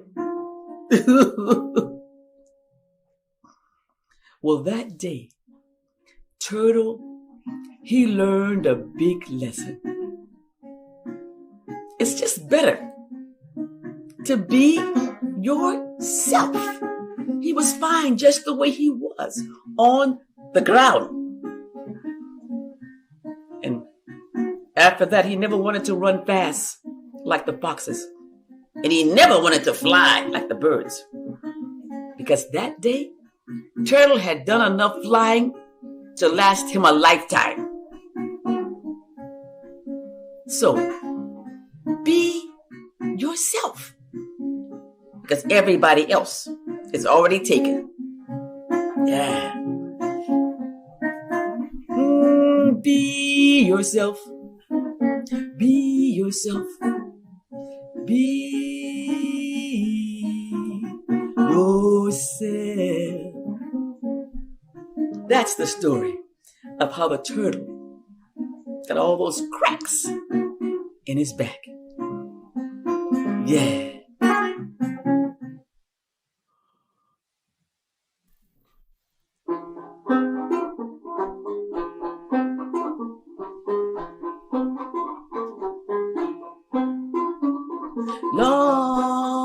Long time ago, did you know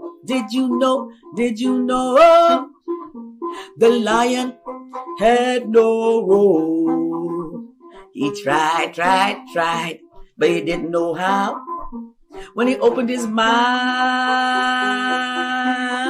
meow, meow. Many years ago, the lion, he didn't always have a great big voice like he does now. No. Long time ago, you probably won't believe this. The lion had a teeny tiny little voice like this. Meow, meow. And the lion, he wanted a great big voice. He said, I'm the king. But one day, the rabbit, who's always thinking, came running out of the forest. He didn't get too close to the lion. Hey, lion, lion, I know something that you should know. The other animals, they are laughing at you behind your back. And the lion, he showed his teeth. No. Lion, it wasn't me. But I just came to tell you that the other animals are laughing at you behind your back. But lion, they're laughing because you have such a teeny, tiny little voice. But lion, if you listen, I know how you can get a great big voice like thunder. If you do like I say, it's easy. Lion, all you have to do is go walking into the bush. Walking and keep on walking and walk in the bush. Gotta keep walking and walking and walking in the bush. Keep on walking and walking and walking in the bush. Go way back in the bush until you see a tree with a bee's nest hanging there, with the bees buzzing all around. But don't mind the bees. And lion, you must carefully and slowly go up to the tree.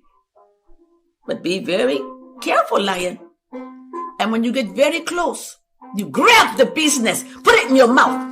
And lion, no matter how bad it hurts, keep your mouth closed, lion. And you have to chew and chew and chew and chew and then swallow. And you'll have a voice like thunder.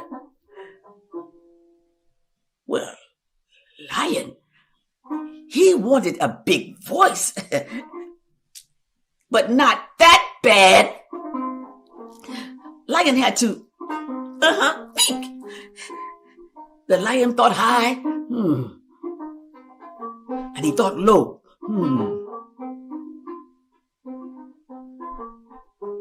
And the lion decided he wanted to go into the bush. He slowly turned around and he went walking into the bush. He went walking in the bush. He went walking in the bush. He went way back in the bush. And he stopped when he saw the tree.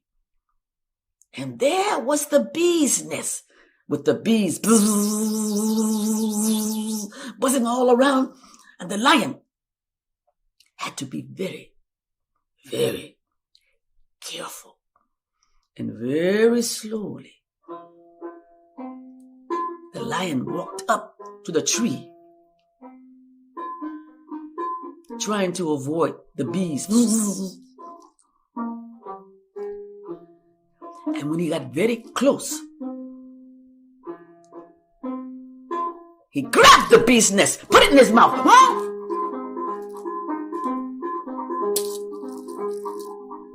Oh, the pain. But Lion, he kept his mouth closed. Oh!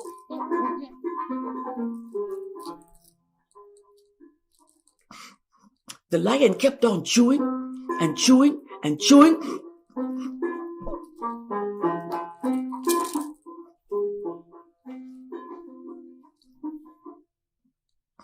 And then he swallowed.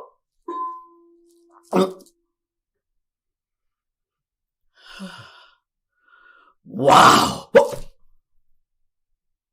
What was that? The lion opened his mouth again. He thought, is that my voice? The lion opened his mouth again. Oh, it is my voice.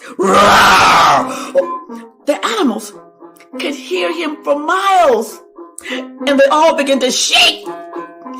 And all of the animals, including the rabbit, they began to run for their lives because they knew the lion was on the hunt for something to eat. And believe me, there was no more laughing and no more making fun of Lion. And thanks to the rabbit,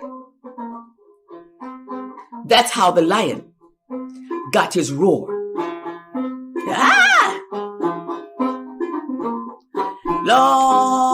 Long time ago, did you know, the lion had no roar. He tried and tried and tried, but he didn't know how. When he opened his mouth,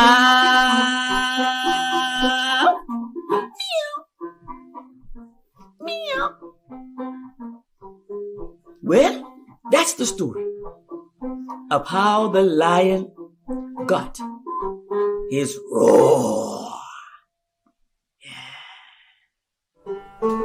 Hello, my name is Diane Ferlat, and welcome to Igniting Hope, a global storytelling fundraiser for COVID-19 relief.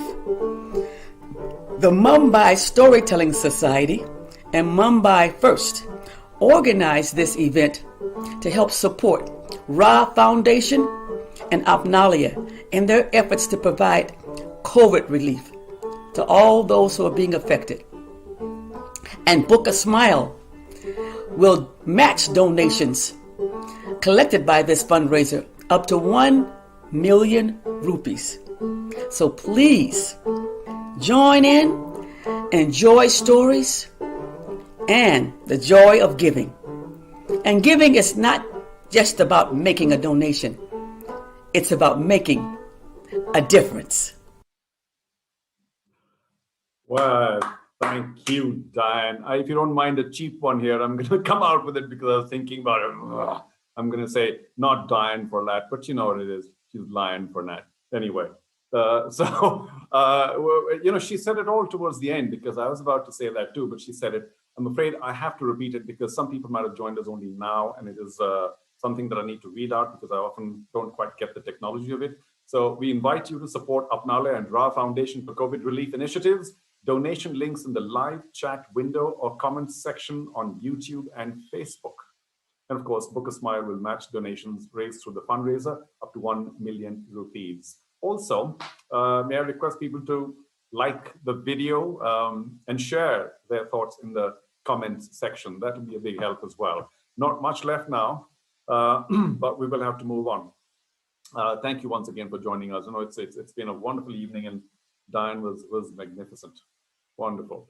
Okay, time now to move on to singer and songwriter who is Mumbai and Boston based. Of course, it sounds much better when you say Bombay and Boston, but we'll have to say Mumbai and Boston based artist and creator on a mission to create music that challenges societal norms. Her music bridges social impact and aims to reclaim the way young girls see themselves around the world. It's a common thing with songs and she's very multilingual, English, Hindi, Marathi, and Punjabi. Nominated for Best Actress in a leading role for a portrayal of Agnes and Agnes of God at the National Theatre Awards in India, leading actress as well. And she has spoken and performed at the United Nations and at TEDx conferences as well. She graduated from Harvard in 2020 with a degree in psychology and global health policy, and was the first to pursue a dual degree with the Berklee College of Music. Hugely talented. She's up next. Let's welcome, if we can. I know this is not a live audience. I love saying let's welcome, but I mean, I suppose in a web sense or in a tech sense, let's welcome Avanti Nagral.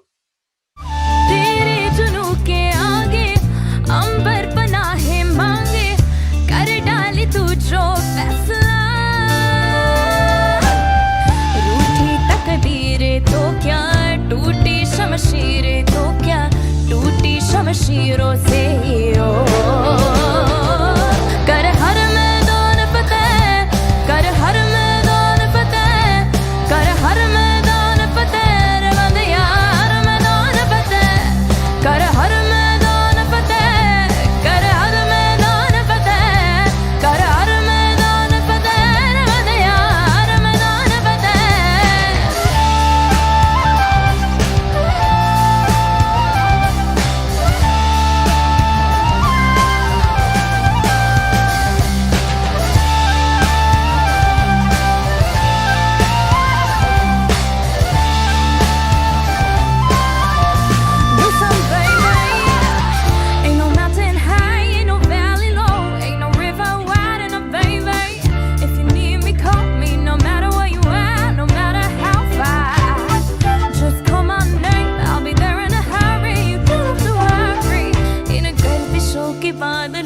चढ़ के वक्त का गिरे बाप पकड़ के पूछना है जीत का पता इन मुट्ठियों में चांद तारे भर के आसमां की हद से गुजर के हो जा तू भीड़ से जुदा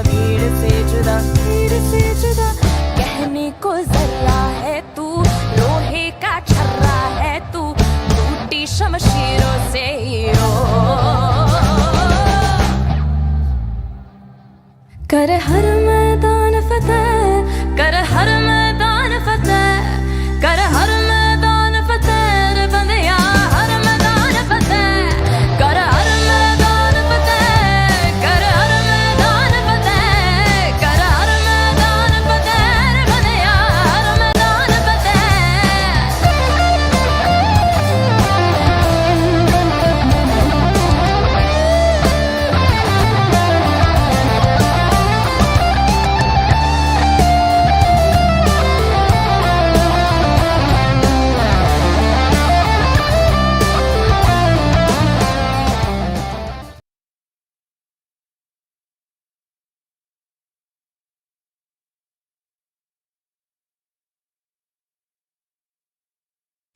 Gosh, I muted myself. Why did that stop? It's entirely too soon. What's going on here? Sorry, I want my money back. Brilliant. Fantastic. Oh, wow. We need to carry on with that much longer. Music just is so uplifting, and she's obviously crazy talented. I mean, this is a little unfair, so much talent just pushed into one person. But, we can't be her, as the previous story said. We're all our tortoises or whatever we are. Maybe I tried to be someone else because my back's a little bust too. But now I know who I am, and I'm kind of taking care of it. But all right, let's move on. And I did remind you last time about Book a Smile also matching donations up to 1 million rupees. So thank you once again, Book My Smile. Book Your Smile. All right, let's move on now to another actor, writer, and director, best known for portraying Gopal Rao in the award-winning Marathi film Anandi Gopal. Selected for the Young Artist Scholarship in the theatre category by the Ministry of Culture, and his films Humpy and Smile Please, which you will remember, were critically acclaimed as well as commercial successes. He has given his voice for a book series on Storytellers in Marathi. So up next, let's hear from Lalit Prabhakar. नमस्कार, मी ललित प्रभाकर. लेखकाचं नाव आहे आना पेडणेकर आणि गोष्टीचं नाव आहे पुतळा, statue of demagogue. डेमागॉगचा प्रचंड पुतळा त्या देशाच्या सर्वात उंच पर्वतावरच्या अत्युच्च शिखरावर होता. कारण काय, तर तो कुठूनही दिसावा, त्याचा सर्व भागावर वचक असावा, त्याच्यापासून स्फूर्ती मिळावी म्हणून. डेमागॉगचा पुतळा त्या देशासाठी सर्व काही होतं. एक शक्ती होती, एक तीर्थस्थान होतं, करमणूक केंद्र होतं, शासन केंद्र होतं, त्या देशाचं प्राणतत्वच होतं. शासनातर्फे तिथे दरवर्षी 3-4दा परिषदा व्हायच्या. देशाची सांस्कृतिक मंडळं कधी ना कधी त्या पुतळ्याच्या सावलीत, अक्षरशः सावलीत, विविध प्रकारचे अवेअरनेसचे, एंटरटेनमेंटचे कार्यक्रम करायचे. शाळेची वार्षिक सहल तिथेच घेऊन जायची. हे सर्व शाळांना कंपल्सरी होतं. तिथल्या समाज सुधारकांच्या कामात, नेत्यांच्या भाषणात, रडणाऱ्या बाळाला शांत करणाऱ्या आईच्या धाकात त्या डेमागॉगची उपस्थिती असायचीच असायची. तर असा हा डेमागॉगचा महान पुतळा, त्याच्यावरचं शेवाळं काढण्यासाठी, तो सतत प्रकाशित ठेवण्यासाठी, त्याचं उन्हा पावसापासून संरक्षण करण्यासाठी अर्थातच गव्हर्नमेंट दरवर्षी खूप खर्च करायची. तर हा डेमागॉग कोण, तर त्या देशाचा एक महान नेता, पुढारी, कधीतरी मध्ययुगीन काळात होऊन गेलेला. पण त्याच्या कर्तृत्वाच्या गोष्टी अफाट, त्याची वचनं, कोट्स आजही खूप फेमस आहेत. आता त्यात त्याच्या फॉलोअर्सनी किती भर घातली, ती किती बदलली, हे सांगणं जरा कठीण आहे. पण त्याचा शोध सुरू आहे, सापडतील उत्तर कधीतरी. तर देशाचा मानबिंदू असलेला हा डेमागॉगचा पुतळा नेमका कसा दिसायचा, त्याचं अचूक वर्णन करता आलं असतं ना, तर पुढे घडलेल्या गोष्टी घडल्या नसत्या. काय, ह्या पुतळ्याचं प्रत्येक नागरिकाने वर्षातून एकदा तरी दर्शन घ्यायचं, हा शासनाचा अलिखित हुकूम होता. पण असं असलं तरी त्या पुतळ्याचं लिहून वर्णन करायला, त्याचं रेखाचित्र काढायला, ड्रॉइंग्स काढायला, फोटो काढायला बंदी होती. असं केल्यामुळे त्या पुतळ्याची प्रतिमा भ्रष्ट होईल असं शासनाला वाटायचं. That's why it was ban. म्हणजे प्रत्येक नागरिकाने तिथे यायचं, ते पुतळ्याचं सौंदर्य आपल्या नेत्रात सामावून घ्यायचं आणि तृप्त मनाने घरी जायचं, अशी शासनाची इच्छा होती. असा हा डेमागॉगचा पुतळा परमनंट आहे, एव्हरलास्टिंग आहे, आणि तो सतत आपल्या देशाला मार्गदर्शन करत राहील अशी प्रत्येक नागरिकाची खात्री होती. पण एके दिवशी भूकंपाचे हादरे बसले. डेमागॉग आता आपल्याला या संकटातून वाचवेल असं प्रत्येकाला वाटू लागलं. सर्वजण प्रार्थना करू लागले, मेणबत्त्या पेटवून, दिवे लावून. पण बघता बघता मोठाला आवाज झाला. भूकंपाने तो पर्वत दुभंगला आणि डेमागॉगचा प्रचंड पुतळा खाली गेला त्या पर्वताच्या आत, आणि पुन्हा पर्वताने आपला जबडा मिटून घेतला. सारा देश शोकात बुडाला. देशावरचा सूर्यच जणू मावळला होता. शक्तीदाता, भीतीदाता, स्फूर्तीदाता डेमागॉग नाही म्हणजे काहीच नाही. प्रत्येकाला तो हवाच होता. डेमागॉग परत यावा म्हणून सर्वजण उपोषण करू लागले, त्याला हाका मारू लागले, Demagog please come back, we want you, we want you. Demagog, आमची काही चूक झाली असेल तर आम्हाला क्षमा कर, will never do this again, whatever it is, promise please. पर्वताने गिळलेला डेमागॉगचा पुतळा आता परत कसा येईल इथेच सर्वांचं लक्ष लागलं होतं. जिओलॉजिस्टनी सांगितलं की हा पर्वत खोदून पुतळा बाहेर काढणं आपल्याला काही शक्य नाही, कारण आपल्या देशाकडे ती यंत्रणा नाही. हा, पण एका दुसऱ्या प्रगत देशाची मदत घेऊन आपण तो पुतळा बाहेर काढू शकू. पण आपल्या देशाचा महान डेमागॉग आणि त्याला बाहेर काढायला परकीय मदत, हे जे जे जे जे कट्टर देशवासियांना ही कल्पना काही रुचली नाही. डेमागॉग खड्ड्यात गेला तरी चालेल, पण परकीय राष्ट्राची मदत नको, नाही तर काय. आता पिढ्या मागून पिढ्या डेमागॉग परत याची वाट बघू लागल्या. आता हळूहळू पुस्तकांमध्ये, न्यूजपेपर्समध्ये या डेमागॉग विषयी 4 ओळी वर्णन येऊ लागलं. पण प्रॉब्लेम हा होता की प्रत्येकाच्या मते दुसऱ्याने केलेलं डेमागॉगचं वर्णन हे चूक होतं आणि प्रत्येकाच्या मते त्याने स्वतः केलेलं वर्णनच बरोबर होतं. पुतळा पाहिलेली काही माणसं अजून जिवंत होती, पण त्यातल्या काहींची स्मरणशक्ती मंद झाली होती, काहींकडे शब्दसंपत्ती नव्हती, काहींना स्पष्ट बोलता येत नव्हतं. त्यामुळे डेमागॉगच्या दंतकथाच जास्त प्रसिद्ध होऊ लागल्या.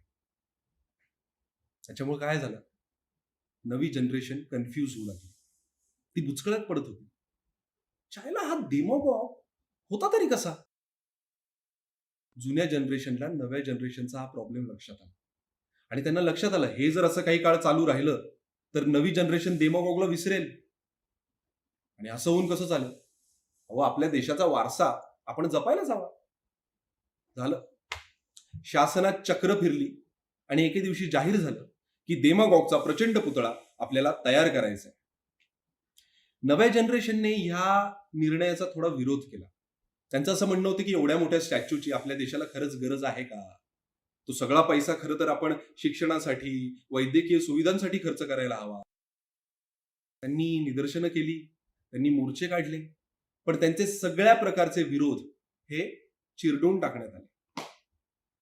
पुतळा बनवायचं हे आता नक्की झालं होतं, ठरलं होतं.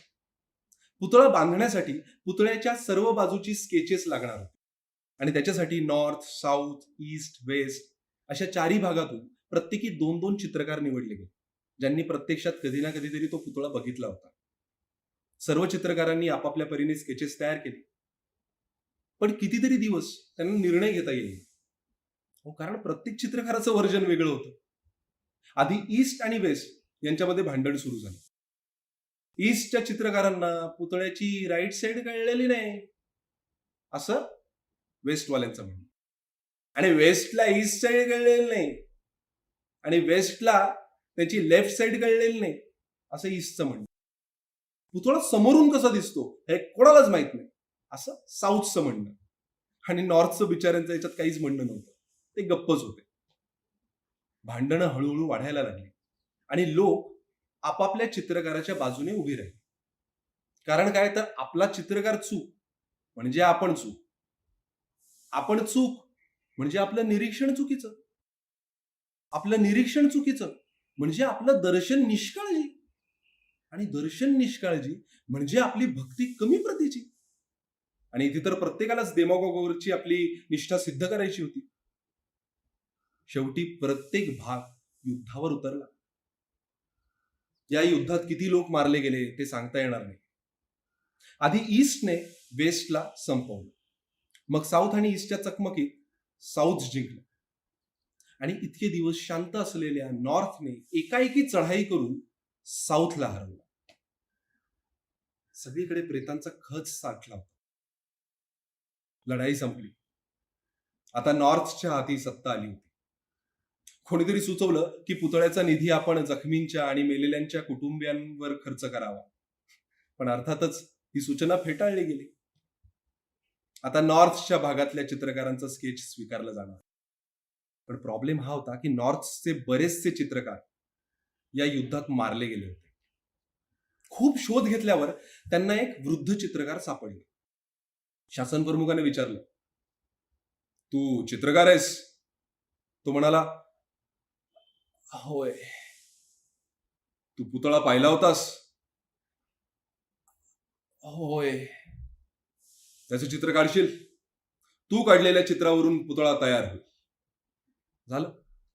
त्या बिचाऱ्याने डोळे ताणून 5-6 दिवसात एक स्केच तयार केलं. ते स्केच बघून सगळेजण बुचकाळ्यात पडले. अरे, असं कसं हे चित्र? हे सिम्बॉलिक आहे का? हा, त्याला हात, कान, नाक, डोळे, पाय काहीच नाही.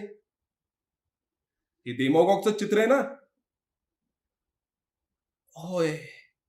अरे पण मग हे असं विचित्र का? नाही, त्याचं काय आहे, मी लहानपणापासून दोन्ही पायांनी अपंग आहे. एकदाच माझी आई मला तिथे पुतळा बघायला घेऊन गेली होती आणि तिने उचलून दाखवलं होतं. जेवढं लक्षात आहे ते तेवढंच. सारेजण डोळे फाडून त्या कागदावरची आकृती बघू लागले. त्या चित्रकाराने त्या कागदावर पुतळ्याचे खालून दिसणारे 2 मोठाले कुल्ले तेवढे रेखाटले होते.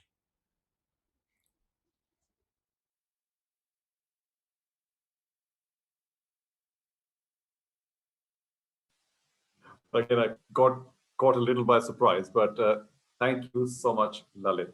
I have reminded everybody often enough, I think, but new people join in all the time, and maybe some of you haven't heard why we're doing this, or may not remember the central purpose. Apart from listening to these wonderful storytellers, great performers known around the world, of course, we are collecting funds for COVID relief, and so much more needs to be done.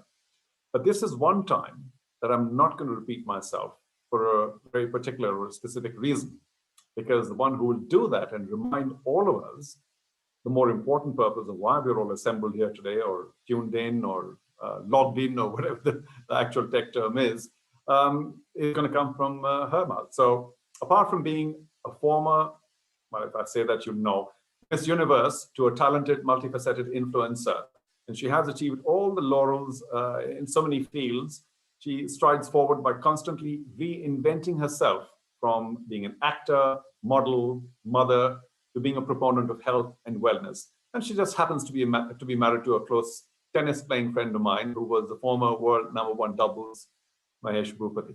So here, with a reminder about this cause, is Lara Datta. Hi, this is Lara Datta. Welcome to Igniting Hope, a global storytelling fundraiser for COVID relief. India has been left reeling under the aftermath of the second COVID wave, and no one has been left untouched. Mumbai's Storytellers Society and Mumbai First brings you Igniting Hope, a global storytelling fundraiser. A list of exceptional storytellers are lined up for the event to help raise funds for COVID-19 relief. And the funds raised will go to the Ra Foundation and Apnale, who will exclusively use the funds for COVID relief initiatives. Donation details will be shared during the live fundraiser, so do donate generously towards this great initiative. And Book a Smile will match donations collected through the fundraiser up to ₹1 million. Thank you so very much. Thanks so much, Lara. I know what some of you are wondering or thinking is that, why am I here? Why isn't she here through the whole program, leading you through it? But, we're all different. Somebody's a fox, somebody's a tortoise, somebody's a whatever it is, eagle, and so on and so forth. We heard about that, didn't we? Okay, so we'll move on. I hope the message is loud and clear. And by the way, donations are coming in. So thank you very much to all those who have bothered to go to the link and donate. Of course, it'll be open for the next 7 days. So plenty of time to rehear these wonderful stories and the performers, and also to make your contribution. Let's move on to somebody who says that storytelling is not a performance, it's a conversation, as we've seen already so far. And she, of course, is a storyteller, scriptwriter, and life coach. We'll all give her a call sometime soon to take us all forward. She writes and narrates original fictional stories in, again, multilingual, Urdu, Hindi, English, and Marathi. And she does play various characters, and voice modulations are her unique strength. She's also founded Jhumri Talaiya, a storytelling pathshala, to share her personal methods of creation through which she's confident she can make everybody a storyteller. I love that name, Jhumri Talaiya. Most of you will remember, if you're a certain vintage, that it used to be, well, it is that little place in it's a real place, which was very common on radio because almost every program every day had, and Falana Falana from Jhumri Talaya is requesting this number. It just became so hugely famous, but I don't hear too much of it now. Thankfully to this lady, we will of course continue to hear about this place as well. So up next, Mehak Mirza Prabhu. आपा आपा जोया बीबी नाश्ता नहीं कर रहे, कहते हैं उन्हें मक्खन खाना है, सिर्फ मक्खन। अब आप ही बताइए, सुबह सुबह नाश्ते में सिर्फ मक्खन कौन खाता है? इतना अच्छा हलीम बना के रखा था, चखा भी नहीं। ऊपर से उनके स्कूल की बस आती होगी, मुझे तो बहुत परेशानी हो रही। आपा कुछ तो बोलो। शब्बो शांत हो जा, रुक मैं बुलाती हूँ उसे। जोया, ओ जोया, जरा यहाँ तो आओ। अस्सलाम वालेकुम मम्मी। वालेकुम अस्सलाम। ये शब्बो क्या कह रही है? ये सुबह सुबह नाश्ते में मक्खन कौन खाता है, वो भी सिर्फ मक्खन? अम्मी, सिर्फ सुबह में नहीं, पूरे दिन मक्खन खाना चाहिए। हाँ, पता है किसना भाईजान खाते थे? कौन किसना भाईजान? अम्मी, आपको तो कुछ भी नहीं पता। किसना भाईजान पता है कितने ताकतवर थे? एक उंगली पे पहाड़ उठा लेते थे। मुझे भी ताकतवर बनना है। वो स्कूल में सुहेल है ना, उसको पंजे में हराना है। मैं तो मक्खन ही खाऊंगी। हाँ जोया, तुम्हारी इन कहानियों में ना स्कूल की बस छूट जाएगी आज फिर से। अच्छा एक काम करते हैं, कल तुम्हारे लिए मैं मक्खन मंगाती हूँ, लेकिन रोटी के साथ खाना पड़ेगा, ठीक है? और आज हलीम खा लो, ठीक है? मेरी अम्मी कितनी प्यारी है, देखा शब्बो, बिल्कुल यशोदा अम्मा जैसी है। मेरी बस आ गई, मैं चल रही हूँ। अरे शब्बो, उसकी बैग तो ले जा। दोनों भाग गए। और ये यशोदा अम्मा कौन? जोया तो चली गई। मैं बताती हूँ आपको, जब तक वो स्कूल से वापस आए, अपनी पढ़ाई पूरी करे। मैं ये बताती हूँ कि ये कहानी जोया हुसैन की ही है। 8 साल की प्यारी सी नटखट पर बहुत शैतान जोया हुसैन। जोया अपने अम्मी और अपनी नानी के साथ एक छोटे से गांव में रहती है जिसका नाम है फुलवारी, और फुलवारी है पाकिस्तान में। उनका घर छोटा सा 3 कमरों वाला ईंट और मिट्टी का बना है, और घर की आमदनी आती है जरीना, मतलब जोया की अम्मी, उसके सिलाई के काम से। जरीना जो है ना, बड़ी मेहनती है और 5 वक्त की नमाजी है। और हमारी जोया तो बस है हिंदी साहित्य के भिन्न भिन्न किरदारों से अत्यंत प्रभावित। अब आप सोच रहे होंगे कि पाकिस्तान में रहने वाली इस छोटी सी बच्ची को ये चस्का लगा कहां से? अब उसके लिए हमें जाना पड़ेगा उसकी नानी के कमरे में। तो चलते हैं। अरे जोया रानी, इतनी जल्दी आ गई? पढ़ाई पूरी कर ली या फिर ऐसे ही? नहीं नानी, पूरी कर ली, बहुत जल्दी जल्दी। आज ना लंबी वाली कहानी सुना ना। अच्छा ठीक है, लंबी वाली कहानी सुनाएंगे। बता किसकी कहानी सुनेगी? नानी, वो आज गणपति मामा की। मामा नहीं, बापा। ठीक है, उनकी सुनाती हूँ। 1 मिनट। हाँ शब्बो, ओ शब्बो, सुन जरा, मेरी दवा तो ला दे।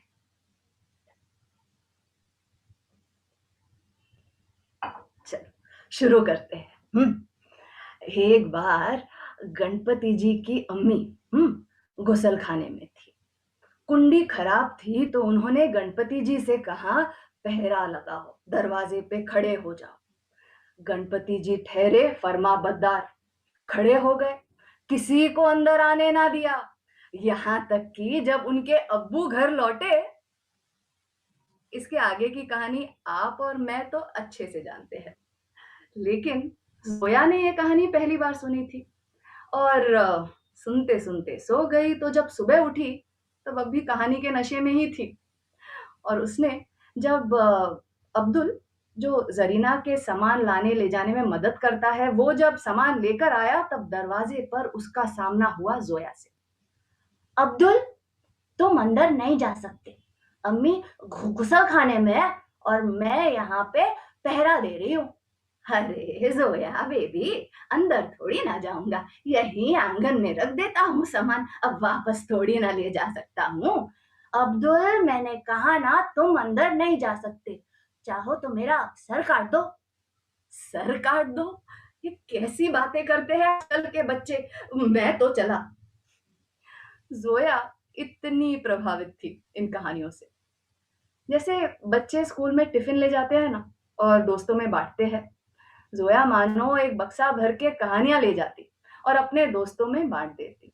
और उसके दोस्त भी फरमाइश करते, जोया आज वो कृष्णा भाईजान वाली कहानी सुनाना।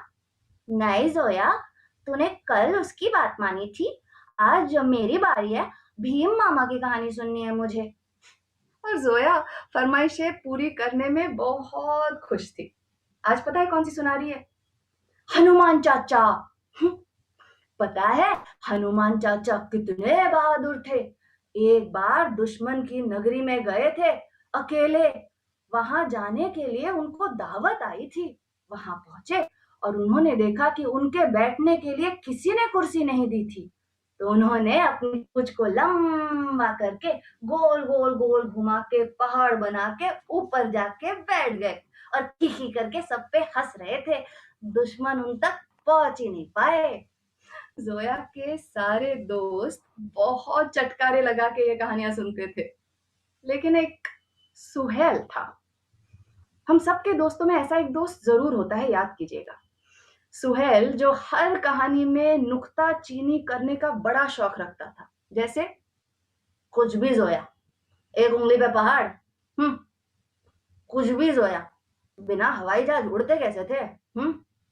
फिर जोया है ना अपनी, परेशान मत होइए, हर सवाल का जवाब है उसके पास। सुहेल तू चुप कर, तुझे कुछ नहीं पता। पता है ये सारी कहानियां मुझे मेरी नानी ने सुनाई है और ये सारे किरदार रहते हैं कहानी नगरी में जो हिंदुस्तान में है। मेरी नानी भी वहीं से है और नानियां कभी झूठ नहीं बोलती, तुझे इतना भी नहीं पता? चुप। सुहेल को तो वो चुप करा देती हर बार। लेकिन आज ना सुहेल थोड़ा गुस्से में था, क्योंकि जोया के आने से पहले वो सबको इकट्ठा करके बुला रहा था, ईद की दावत मेरे घर पे है, आ जाओ कह के। पर जोया के आते ही ध्यान उस पर चला गया। सुहेल का दिल जल रहा था, तो उस जलन में उसने जोया से एकदम से पूछ लिया, जोया तेरी कहानी नगरी इतनी अच्छी है तो वहां पे क्या ईद भी मनाते हैं? जोया खामोश हो गई, क्योंकि ईद तो उसका भी पसंदीदा त्योहार था। लेकिन नानी ने इतनी सारी कहानियां सुनाई पर ईद का जिक्र तो कभी किया ही नहीं। उस रात जब वो नानी के कमरे में आई तब नानी ने फट से पकड़ लिया। अरे जोया रानी, क्या हुआ? बड़ी मायूस लग रही है। अम्मी ने दूध में ज्यादा मलाई नहीं दी क्या आज? वो तो कभी नहीं देती। पर नानी, कहानी नगरी में त्योहार नहीं मनाते? अच्छे अच्छे नए नए कपड़ों वाला, मिठाइयों वाला, तोहफों वाला। अरे जोया मनाते हैं ना, बहुत सारे त्योहार मनाते हैं। मैंने तुम्हें वो दिवाली की कहानी नहीं सुनाई कभी? नहीं नानी, नहीं सुनाई। तो चलो आज सुनाती हूँ। नानी एक मिनट। हाँ शब्बो, शब्बो वो नानी की दवा फटाफट फटाफट ले जाओ। हाँ नानी अब सुनाओ। अच्छा ठीक है। तुम्हें राम राजा और सीता रानी याद है? हाँ नानी, रावण की कहानी वाले ना? हाँ वही। तो एक बार राम राजा, सीता रानी और लक्ष्मण भैया को कई सालों तक वनवास जाना था, मतलब जंगल में रहना पड़ा था, अपने लोगों से दूर, परिवार से दूर, प्रजा से दूर। उनकी जो प्रजा थी ना, वो बड़ी मायूस थी। बड़ा प्यार करते थे वो अपने राम राजा से। वो दिन, महीने, साल गिन रहे थे कि कब उनके राम राजा बस लौट आए। और आखिर वो दिन आ गया, जब उनके राम राजा लौटने वाले ही थे। और इस खबर को सुनकर सब इतने खुश थे कि उन्होंने अपने घरों को दियों से रोशन कर दिया, आंगन को रंगों से भर दिया जिसे रंगोली कहते हैं। और जोया आज भी उस दिन को हिंदुस्तान में दिवाली के नाम से मनाया जाता है। जोया, नानी, दिवाली मनाने के बाद राम राजा लौट आए? हाँ जोया, पूरे 14 साल बाद लौटे वो। नानी, मामू घर पे कब लौटेंगे? जोया की बस ये कहने की देरी थी कि नानी का रंग उतर गया। जोया भी समझ गई थी कि उसने कुछ तो गलत बात की है। नानी ने फट से जरीना को आवाज लगाई, जरीना, जोया को आज अपने साथ ही सुला दे, मैं देर रात तक तहज्जुद पढ़ूंगी। जोया भी चुपचाप वहां से निकल गई। लेकिन है तो अपनी जोया, चुप कहां से बैठेगी। अम्मी के कमरे में जाते ही पूछताछ शुरू। अम्मी, ये मामू जो है ना, वो कब गुम हो गए? गुम हो गए? जोया, तुम कैसी बातें करती हो? तुमने नानी के सामने मामू का जिक्र किया, इसीलिए वो इतनी परेशान हो गई। जोया, तुम्हें कितनी बार बताया है नहीं करना है ऐसे, उनकी तबीयत ना। मम्मी प्लीज, सॉरी ना, वो आप नहीं बताते हो ना, इसीलिए मुंह से निकल गया, सॉरी। पर आप बता दोगे तो मैं नानी से कभी नहीं पूछूंगी, प्रॉमिस। अम्मी बताओ ना, अम्मी, मामू कब गए घर से? जोया, मुझे तारीख तो याद नहीं, पर ईद का दिन था। मैं 20 साल की थी और मामू को खत आया था दिल्ली से, किसी काम के सिलसिले में उन्हें जाना था। मैं बहुत नाराज थी क्योंकि कुछ दिनों में मेरी शादी तय थी और भैया ने मुझसे वादा किया कि वो वक्त पे वापस आ जाएंगे। मैंने सामानों की लिस्ट पकड़ा दी उन्हें, सुना था बरेली के झुमके बड़े अच्छे लेते, तो वापस आते हुए ले आना कहा था उनसे। पर तुम्हारे मामू लौटे नहीं। इस ईद पर जोया पूरे 14 साल हो जाएंगे तुम्हारे मामू को गए। 14 साल? इतने सारे इत्तेफाक हमारी प्यारी से जोया के छोटे से जहन को परेशान करने लगे थे। कई दिनों तक पता नहीं क्या चल रहा था उसके दिमाग में, चुप चुप सी रहने लगी। सब परेशान, ये जोया सोच क्या रही है। 4 दिन बाद पता चल गया। उसने अपने स्कूल के दोस्तों को इकट्ठा किया, बिठाया, पहले तो दिवाली की कहानी सुनाई और फिर कहा, देखो, सुनो, बराबर से सुनो। हाँ, दिवाली मनाएंगे तो मामू आएंगे, मामू आएंगे तो नानी खुश हो जाएगी, नानी खुश हो जाएगी तो फिर से कहानियां सुनाना शुरू करेगी। उस दिन के बाद नानी ने कहानी नहीं सुनाई तो जिसको जिसको नई कहानियां सुननी है उसको मेरा साथ देना पड़ेगा। कुछ भी जोया, तेरे मामू नहीं आए तो? सुहेल, तू चुप कर, तुझे कुछ नहीं पता। मेरे मामू का नाम याद है? इकराम मामू। और नानी कहती है दिवाली मनाएंगे तो एक राम जरूर आते हैं, और नानियां कभी झूठ नहीं बोलती, तुझे इतना भी नहीं पता? वैसे जोया ने अपने सुहेल को चुप करा दिया और उसके बाद अपने सारे दोस्तों को साथ मिला लिया। अब इसके बाद जोया कहानियां सुनाने के 2-4 रुपए ले लेती। उसके दोस्त भी अपनी पुरानी ईदी जमा करके इसे दे देते, तैयारियां जो करनी थी दिवाली की, और ये सारे पैसे इकट्ठा करके वो दे देते, पता है किसे? बेचारे अब्दुल को। अब्दुल, ये लिस्ट है, दिया, फनुस, ये सब जाके ले आना बाजार से। अरे जोया बीबी, मैं कहां से ले आऊं, इतना सारा काम पड़ा है। अब्दुल, मैंने कहा ना ले आओ, और कुछ तोड़ना नहीं। मुझे ही दिया बना दो, मुझे ही जला दो, ये माँ बेटी मेरा दिमाग खराब करेंगे। और ऐसे किसी किसी को सता के, किसी किसी को मना के जोया के दिवाली की जो रोशनी है ना, पूरे फुलवारी गांव में फैल गई। बचे थे तो सिर्फ 2 जन, अम्मी और नानी। एक दिन इन दोनों को आंगन में अकेला बैठे जोया उनके पास गई और कहा, अम्मी, मेरी प्यारी अम्मी। क्या चाहिए जोया? पक्का कुछ काम होगा। अम्मी, वो इस बार ईद पर ना वो बेसन वाले लड्डू बनाना। कौन से? जो तुम्हारे भीम मामू को पसंद है? नहीं, जो आप कहते थे कि इकराम मामू को पसंद है। नानी बगल में बैठी थी। जोया ने फिर से मामू का जिक्र किया। इस बात से अम्मी को गुस्सा चढ़ने लग गया, पर इसके पहले कि अम्मी कुछ कहती ना, नानी बोल पड़ी, जरीना, बना दे वो लड्डू जो जोया कह रही है। दरअसल हुआ यूं था कि अब्दुल ने जोया की कारस्तानियों का चिट्टा पिट्टा नानी के सामने खोल दिया था। नानी तो सब जानती थी, पर नानी नहीं चाहती थी कि जोया का जो भरोसा है उसकी कहानी नगरी पे वो टूट जाए। इसीलिए वो भी शामिल हो गई और अपनी जरीना को भी शामिल कर लिया। और इस तरह 14 नवंबर 2004 को पाकिस्तान के फुलवारी गांव में ईद के साथ साथ दिवाली मनाई गई। सब पूरा फुलवारी गांव पहुंच गया अच्छे से तैयार होकर।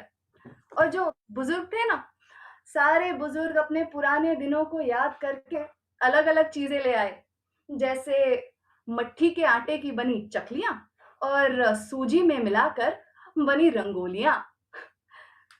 उस दिन दियों और फनुस की रोशनी में, ईद की ईदगी में, दिवाली की तोहफे में सारे सवाल मिट गए, सिवाय एक, जोया, तेरे मामू तो नहीं आए। सुहेल, तू चुप कर, तुझे कुछ नहीं पता, दिवाली अभी तक खत्म नहीं हुई। जोया की आवाज में मायूसी आ गई थी, पर ना आती अगर जोया को यह पता होता कि 2004 एक लौता ऐसा साल है जब ईद वाकई में दिवाली के दिनों में आई थी। हाँ, आप चेक कर सकते हैं, भाई दूज के दिन। और इसी इत्तेफाक को मद्देनजर रखते हुए दोनों सियासतों ने यह तय किया कि जो लोग जेलों में बंद है सिर्फ कागजात पूरे ना होने की वजह से, उन्हें जांच पड़ताल करके रिहा कर दिया जाए। और अपने अपने घरों पर लौटने वालों में से जोया के मामू भी एक है। इकराम मामू जोया की दिवाली खत्म होने से पहले, चिंता ना करे, घर को वाकई में लौटने वाले हैं। शुक्रिया। मैं महक मिर्जा प्रभु, एक कहानीकार, और ये थी मेरी लिखी कहानी जोया की दिवाली। सुनने के लिए बहुत बहुत शुक्रिया।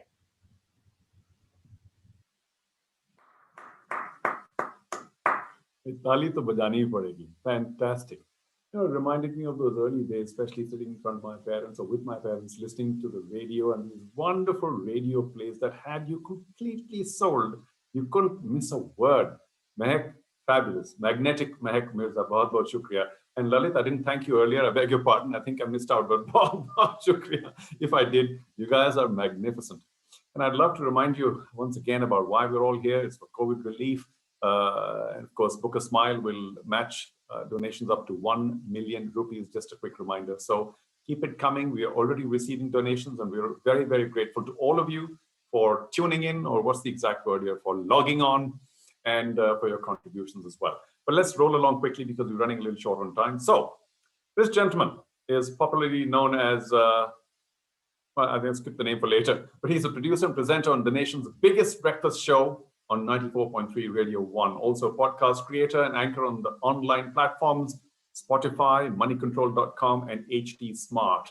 Also won the War of the RJs in a nationwide poll in which radio listeners voted him on top of the heap as the #1 radio presenter in India in 2016. Of course, I'm sure he continues to be one.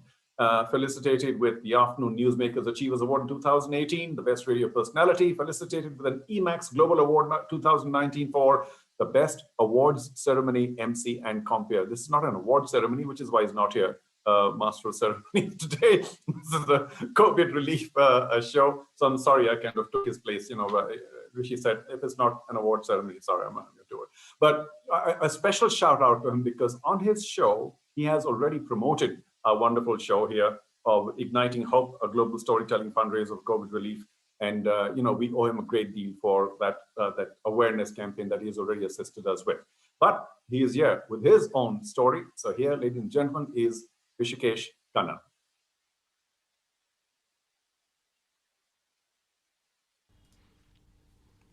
Good evening, ladies and gentlemen. I'm going to read from an author called Antoine de Saint-Exupéry, a French aviator and author. Antoine was born in Lyon, France in 1900. He received his pilot's license in 1922, around which time he also began to write. His adventures as a pilot became the inspiration for his literary endeavors, which culminated with the publication of his classic Le Petit Prince, The Little Prince. Now, I can't read the entire book, the novella, so I've selected certain chapters of The Little Prince. Few stories are as widely read and as universally cherished by adults and children alike as The Little Prince. It has been translated into more than 250 languages and it's become a global phenomenon. The Sahara Desert is the scenery of The Little Prince's story. The narrator's plane has crashed there and he has scarcely some food and water to survive. Trying to comprehend what caused the crash, the little prince appears. They soon become friends, and the little prince informs the pilot that he is from a small planet, the asteroid 325, and he talks to him about the baobabs, his planet's volcanoes, and the mysterious rose that grew on his planet. He also talks to him about their friendship and the lie that evoked his journey to other planets. So here we go with the little prince. It took me a long time to learn where he came from, the little prince who asked me so many questions. He never seemed to hear the ones I asked him. It was from words dropped by chance that little by little everything was revealed to me. The first time he saw my airplane, for instance, he asked me, "What is that object?" "That is not an object. It flies. It is an aeroplane. It is my aeroplane." And I was proud to have him learn that I could fly. He cried out then, "What? You dropped down from the sky?" "Yes," I answered modestly. "Oh, that is funny." And the little prince broke into a lovely peal of laughter, which irritated me very much. I like my misfortunes to be taken seriously. And then he added, "So you too come from the sky. Which is your planet?" At that moment, I caught a gleam of light in the impenetrable mystery of his presence, and I demanded abruptly, "Do you come from another planet?" But he did not reply. He tossed his head gently, without taking his eyes from my plane. "It is true that on that you can't have come from very far away."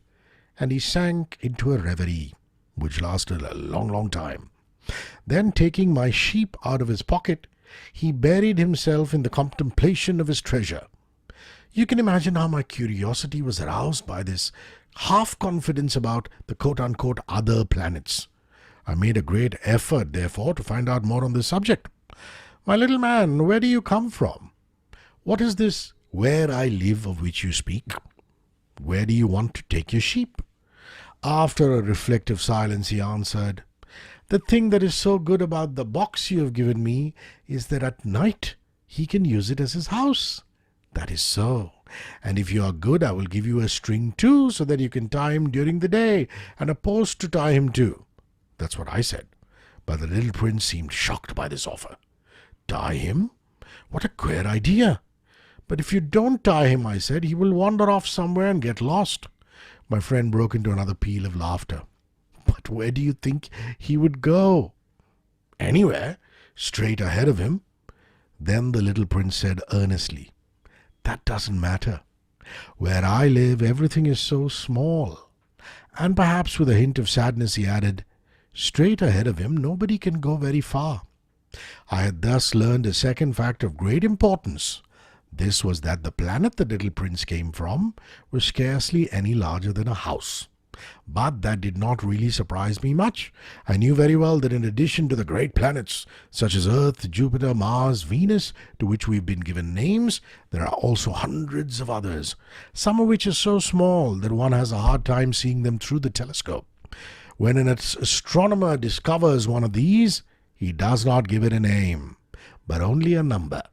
He might call it, for example, asteroid 325. I have serious reason to believe that the planet from which the little prince came is the asteroid known as B612. This asteroid has only once been seen through the telescope.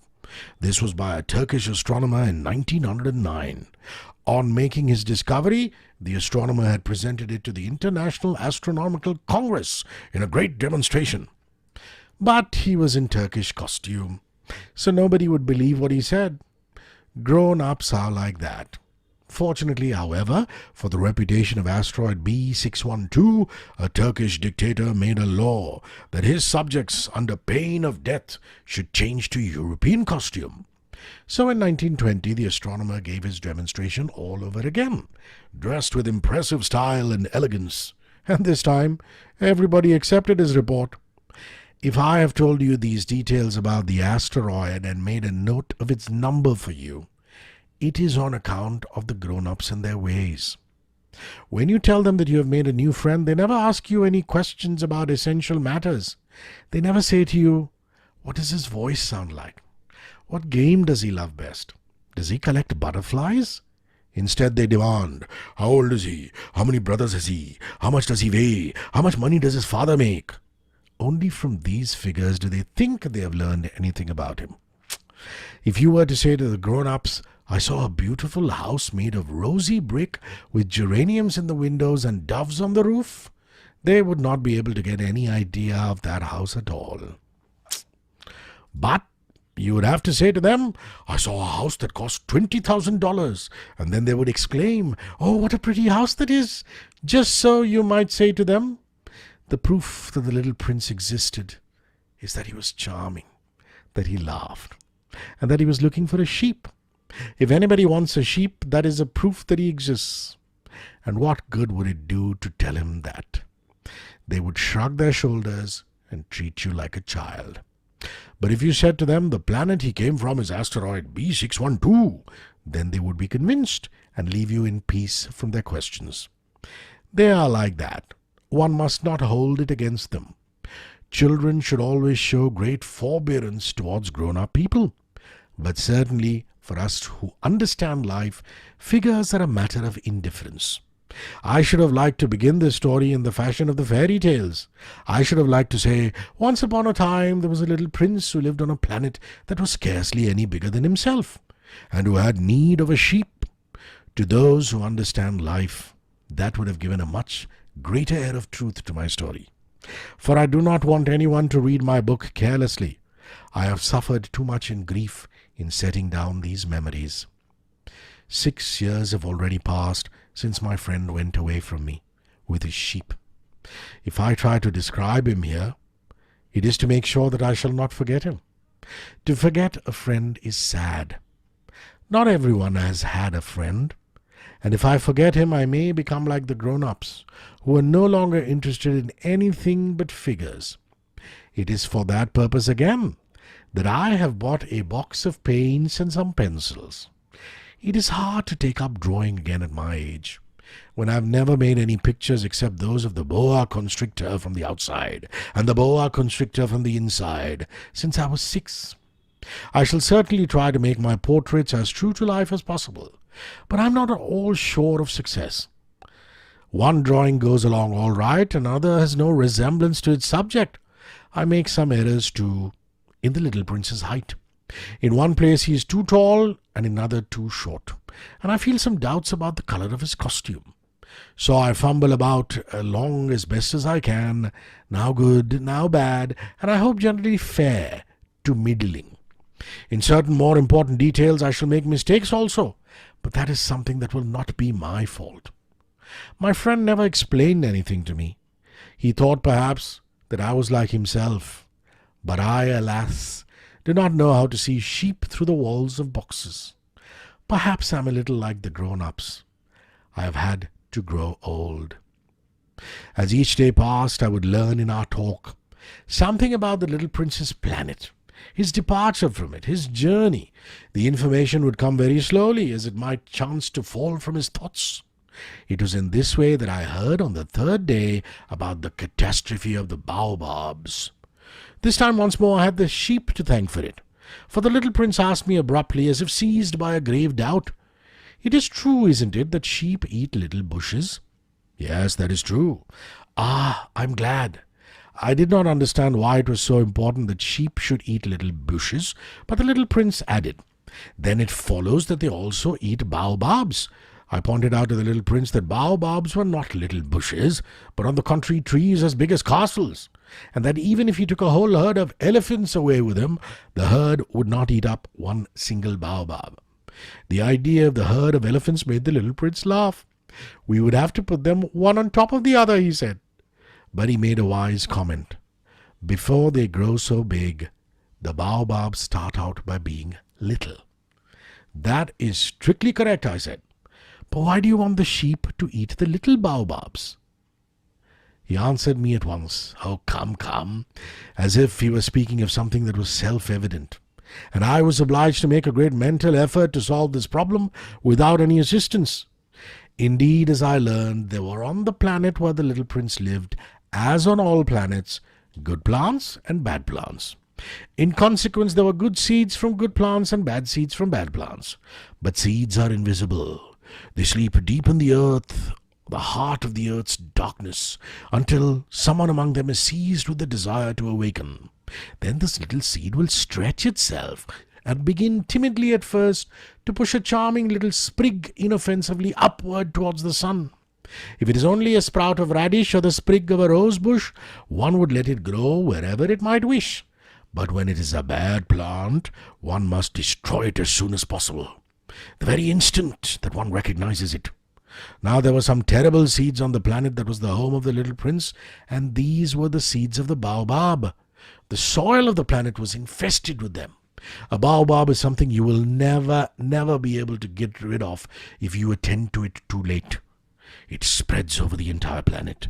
It bores clear through with its roots, and if the planet is too small and the baobabs are too many, they split it in pieces. Thank you. Thank you indeed. Rishi, listen, just to repeat what I said earlier on, in case people just tuned in, we owe you a big debt of gratitude for promoting this webinar, this COVID relief collection through your radio show. So many thanks, and for the story as well. I suppose we'll have to change that old adage from little acorns grow mighty oaks. From little acorns now we'll say grow mighty baobabs. But thank you very much. Okay, on to our final performer of the evening. I would very quickly like to add that I have many stories myself, but another day, Ushaji, think of it. But my favorite remains, and this is, I suppose, somewhat relevant from Leo Tolstoy. I've never been able to forget it. It had such impact, and perhaps is relevant now to how much land does a man need. I'm never tired of telling this short story whenever I can to whoever possible. And I have another very special one for the one who's coming next, because he has shown through the last 2 hours, 40 minutes, that he has an incredible amount of patience. Because I'm sure he had 45 other things to do, or was it 48? But he was with us, and he's still with us. And I have a wonderful little story for you, the gentleman who's coming next.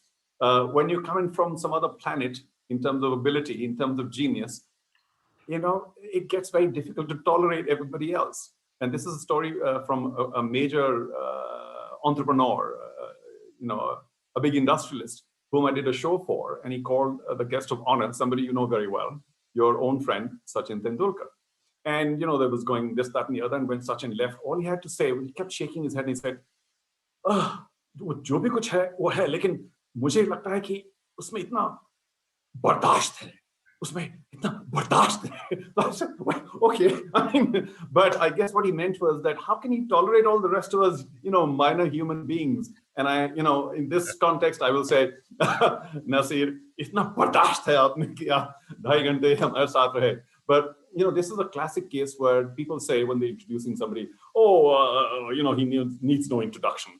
And then they proceed to go on this long introduction again. So I will have to say, a man who needs no introduction, but I will say 2 lines right now. And I will say, you're the winner of 3 National Film Awards, 3 Filmfare Awards, and an award at the Venice Film Festival. The government in India honored him with the Padma Shri and the Padma Bhushan, but they did not go beyond because he has his own fabulous shining Ratna at home. So, You didn't need that. Okay, folks, this is our final performance, and I present to you, if I may say so, my good friend. Please allow me that liberty, Nasiruddin Shah. Thank you. Thank you, Charu. That's very kind of you. And not so kind of you to say that about patience. They did not tax my patience. It was thoroughly enjoyable listening to these stories, and I loved the enthusiasm with which they were all told. With great joy and with great enthusiasm. I really appreciated it. I've had fun. And it's not as if I was sitting around waiting for my turn. So, I thank everyone who's present today for supporting this cause.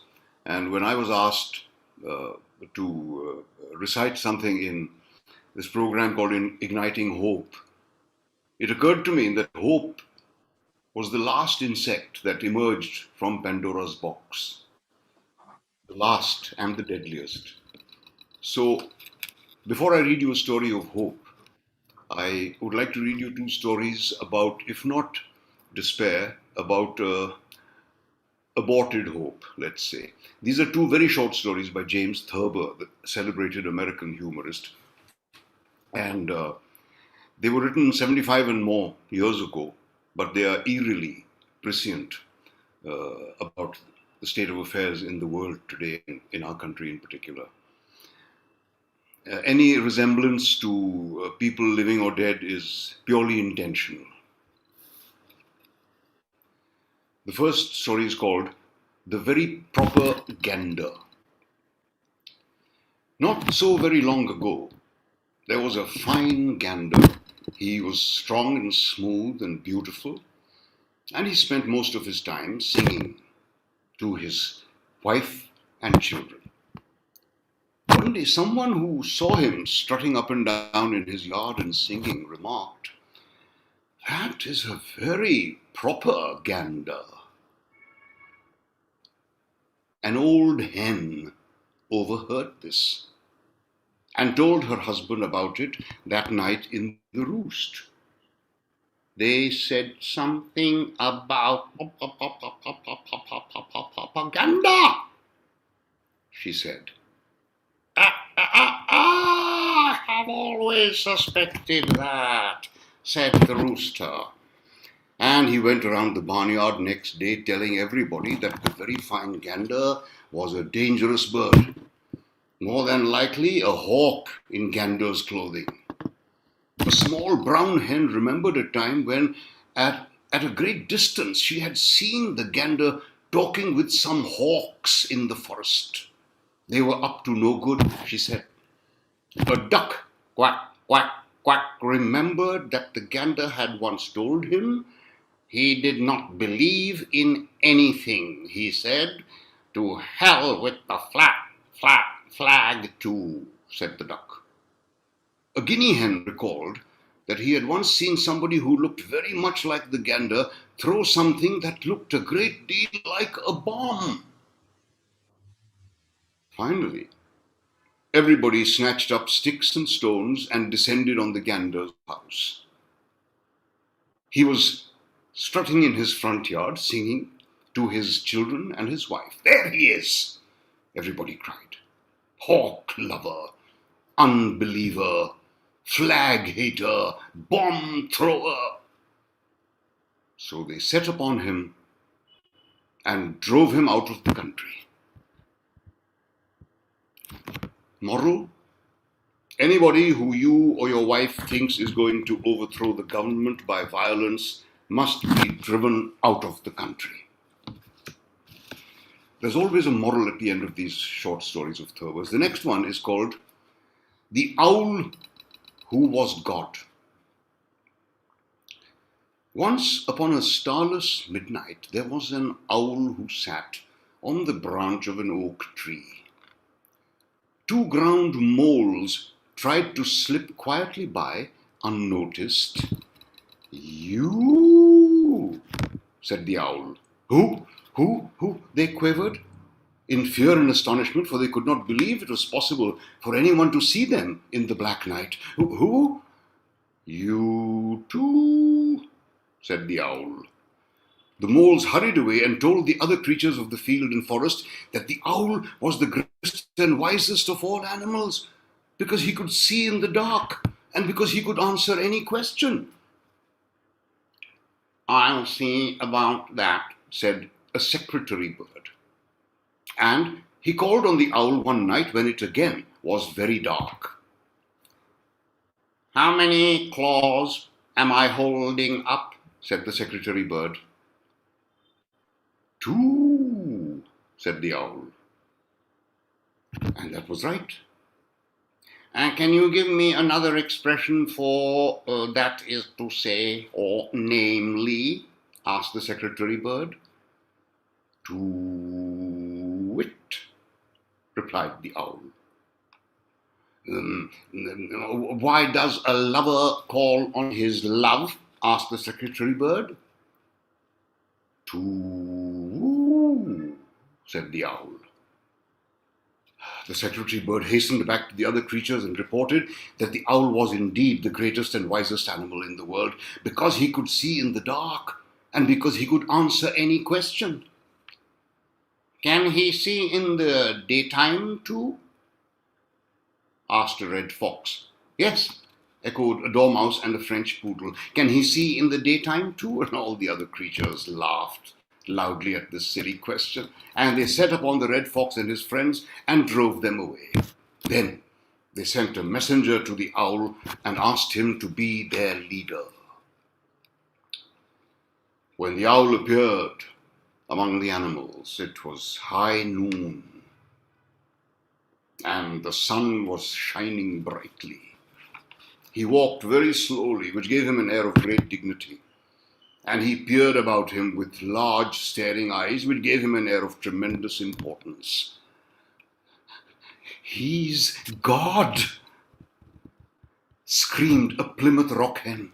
He's God. And others took up the cry, he's God, he's God. So they followed him wherever he went.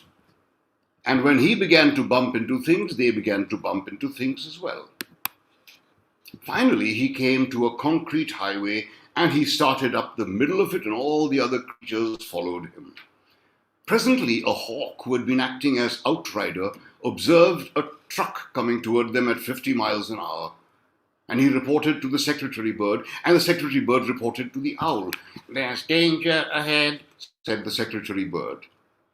Do it, said the owl. The secretary bird told him. Aren't you afraid? He asked. Who? Said the owl, calmly, for he could not see the truck. He is God, he is God, cried all the creatures again, and they were still crying, he is God, when the truck hit them and ran them down. Some of the animals were merely injured, but most of them, including the owl, were killed. Moral: you can fool too many of the people too much of the time.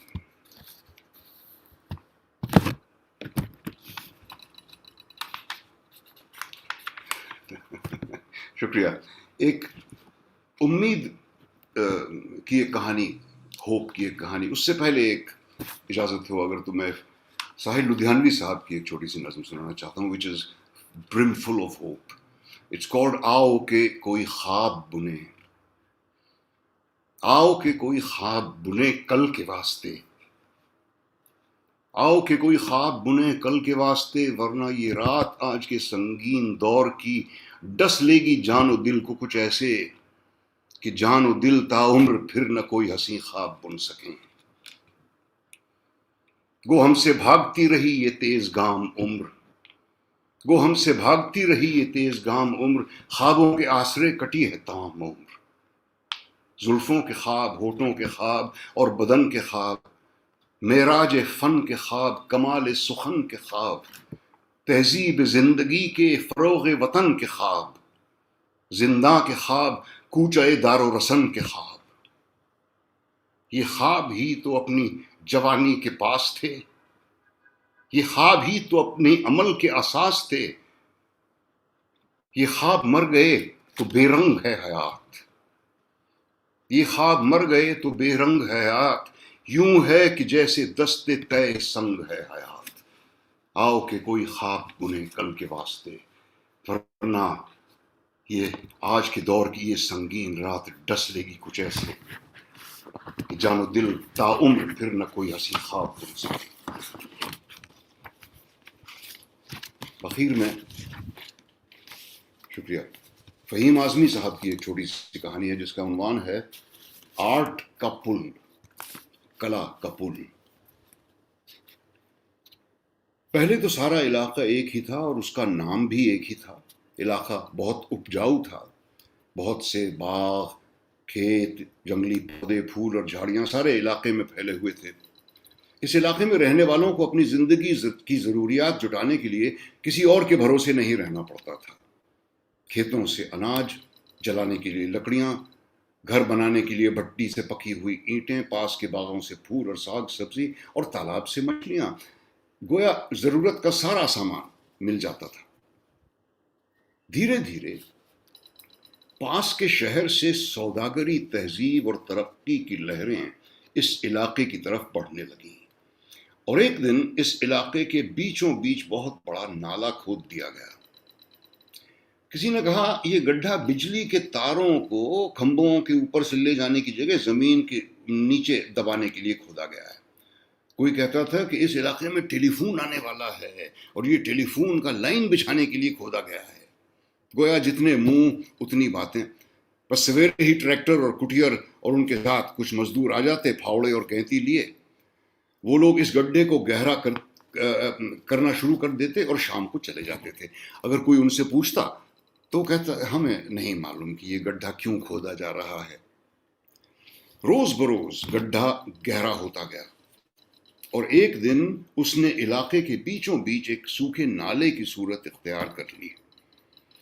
अब इसको पार करना लगभग नामुमकिन सा हो गया और इस तरह नाले की इस पार के लोगों और उस पार के लोगों का ताल्लुक टूट गया। कभी कभी नाले के इस पार के लोग उस पार के लोगों से नाले के दोनों तरफ खड़े होकर बातचीत कर लेते और ज्यादातर बात का मुद्दा ये नाला ही होता।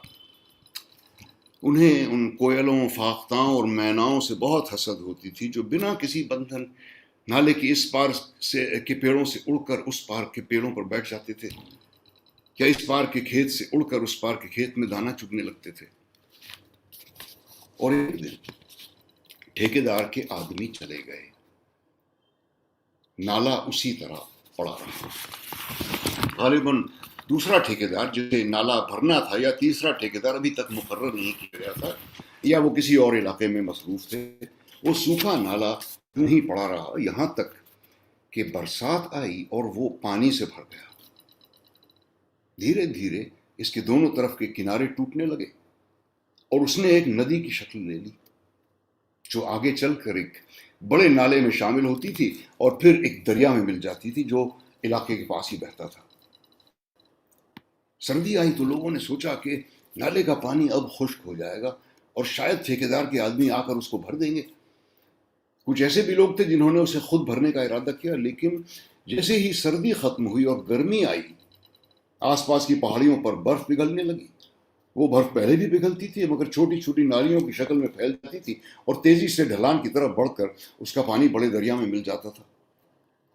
अगर कहीं पानी जमा भी हुआ तो ज्यादा देर तक नहीं रुकता था, मगर अब सारा पानी बहकर इलाके के इस नाले में आ गया। गर्मी बीती, बरसात आई, नाला और चौड़ा हो गया। फिर सर्दी आई और पानी उसी तरह बहता रहा। फिर पहाड़ियों पे बर्फ पिघली, नाला और चौड़ा हो गया, किनारे टूटने लगे और ये नाला हर साल चौड़ा होता गया और फिर इस बड़े दरिया ने इलाके को दो हिस्सों में बांट दिया। वहां के बाशिंदों को दो हिस्सों में बांट दिया। रिश्तेदार कुछ इधर कुछ उधर रह गए।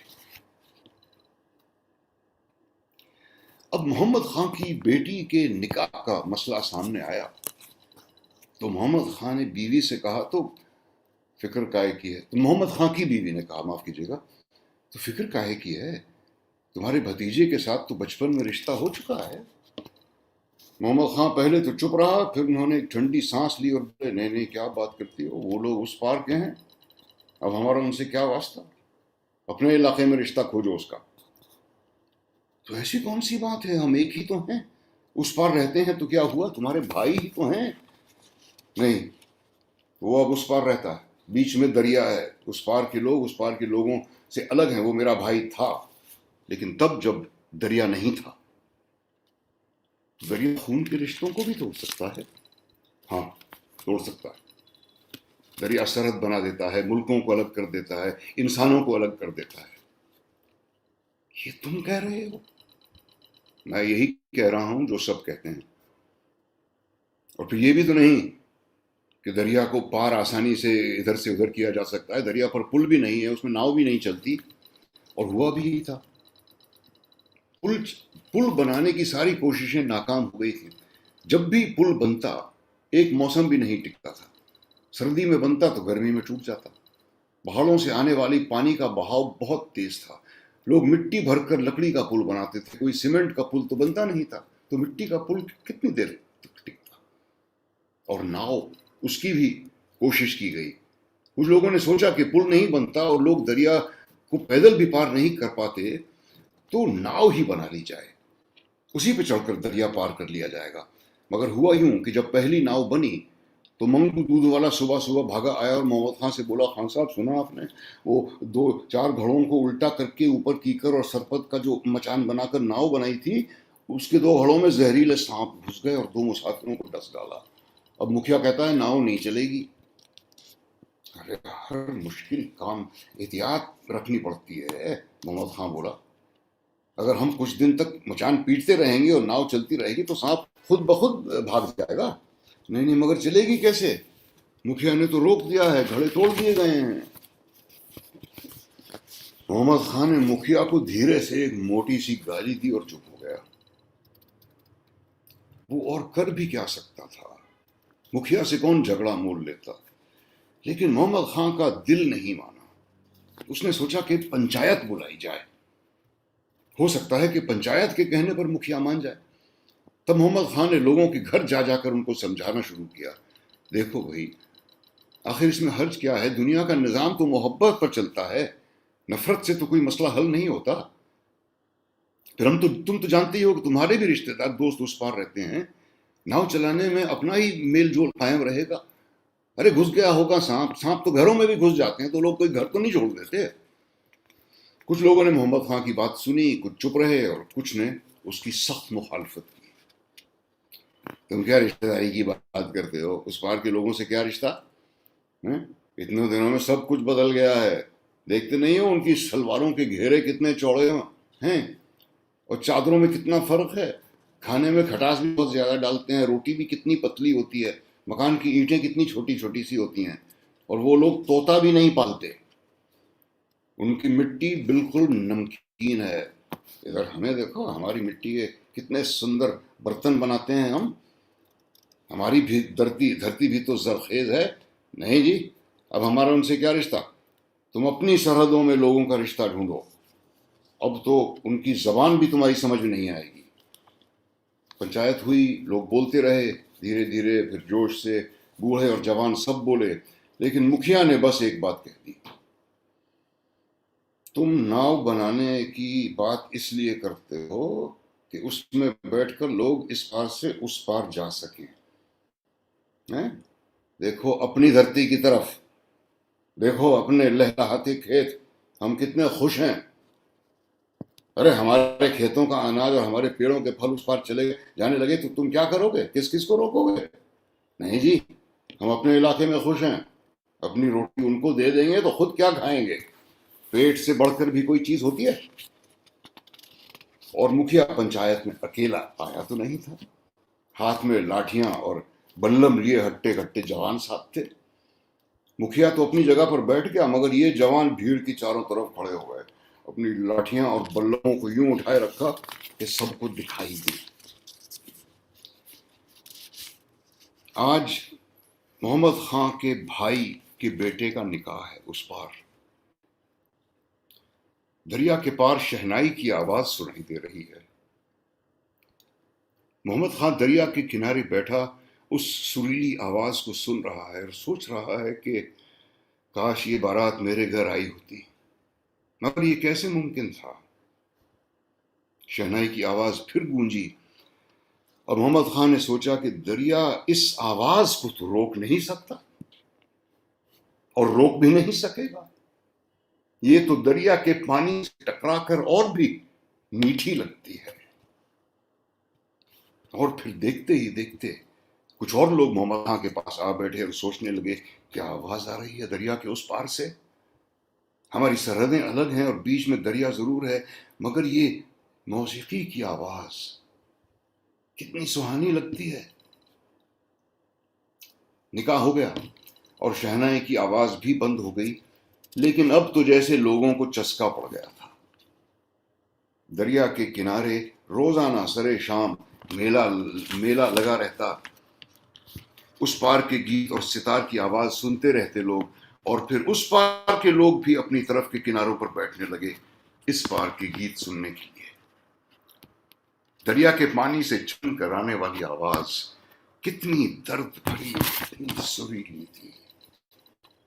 और फिर इन आवाजों के साथ और बहुत कुछ आया। दरिया के किनारों पर पिकनिक होने लगी, पकवान पकने लगे, बरसात में बचने के लिए छप्पर बन गए, बैठने के लिए चबूतरों की खुशबू, खानों की खुशबू, गाने की आवाज और शरीरों की झलक। अब दोनों तरफ के इलाकों में नफरत का एहसास कम होने लगा कि एक दिन इस इलाके का मुखिया आया और कहने लगा, अरे हमारे यहाँ गाने वालों और शायरों की कुछ कमी है, हैं? कि तुम उस पार के गानों की आवाज इतनी शौक से सुनते हो। अरे अपने इलाके के गाने सुनो, अपने इलाके वालों की आवाज सुनो, बस्ती में जाकर बैठो, वो तो उस पार के लोग हैं। लेकिन मोहम्मद खान बोला, मुखिया जी अब ये तुम्हारे बस की बात नहीं है कि इन्हें रोको। इन्हें अब नाव की भी जरूरत नहीं है, ये तो आसानी से उस पार चले जाते हैं कला के पुल पर। और इस बार किसी ने मोहम्मद खान की बात को नहीं काटा और मुखिया अपनी आंखों पर दाएं हाथ की हथेली से साए करके उचक उचक कर दरिया पर बना हुआ पुल तलाशने लगा।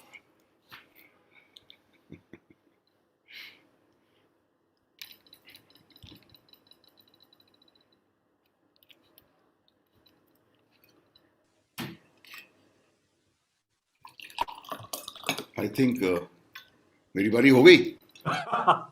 Well, I'm going to wait for that two window because I didn't know either. I was waiting for the next, but I suppose all good things have to come to an end. और क्या बढ़िया पुल बनाया है आज इन talented performers ने, भाई मजा ही आ गया। क्या बताएं? But Nasi, thank you so much. And I did mean it with all respect to all the rest of the performers as well about your patience. Just the fact that you were with us all the way through. I mean, their patience too to wait it all the way, and particularly those who've joined us who didn't have a story to tell, were just listening. And of course, we would love to have your contribution. Nasi, just maybe a couple of comments now that we're together about people keep saying, and this is about Mumbai first in many ways, and of course, Mumbai Storytellers Society too, and all the rest of the generous people who've joined us in this effort. But people keep making a big deal of the fact that the spirit of Mumbai, whenever there's a problem, Mumbaikars get together and do so much for each other. Why not every day, every hour, every minute of this lifetime? Absolutely. And I get fed up of friendship days and Father's days and Mother's days and this day and that day. I mean, every day should be a Father's Day and a Mother's Day and a son and a daughter's day. It means you can afford to ignore them for the rest of the year. And all this spirit of Mumbai and all very admirable. You see it when there is a disaster. We saw it in the floods. The way people of households came forward to help those who were in need. We saw it after the riots, and we've seen relief things here and there. But the important thing is, instead of raising slogans and wanting to change the world, I think we should all try to do whatever we can, in whatever small way, because drop by drop the ocean fills. We shouldn't dream of altering everybody. I mean, all those who chant proud Mumbaikar. I wish they would start by following the traffic lights for a start. But times is such that if you say Indians don't respect traffic lights, you're accused of being an anti-national. You know. मैं भी चुप हो जाऊं, मुझे लगता नहीं तो.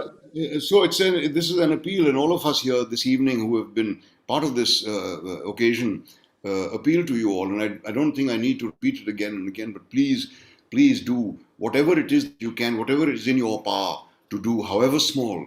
It is the gesture that counts, not the amount. True, well said.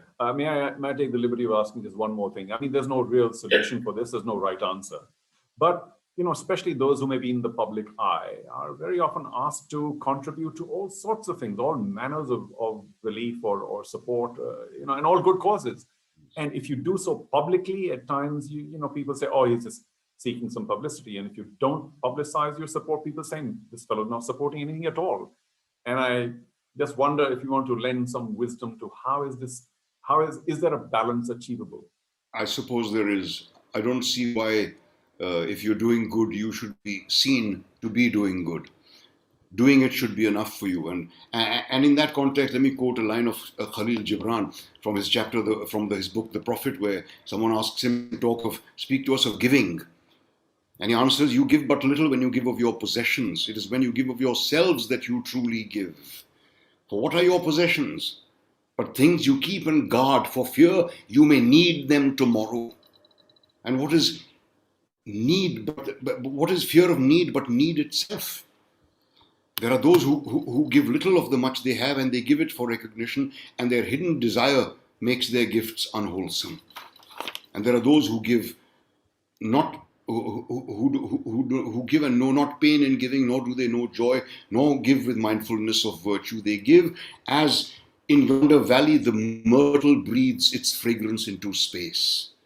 Through the hands of such as these, God smiles, and from behind their eyes, he looks upon the earth. I think that's much better than I could have ever put it. Thank you.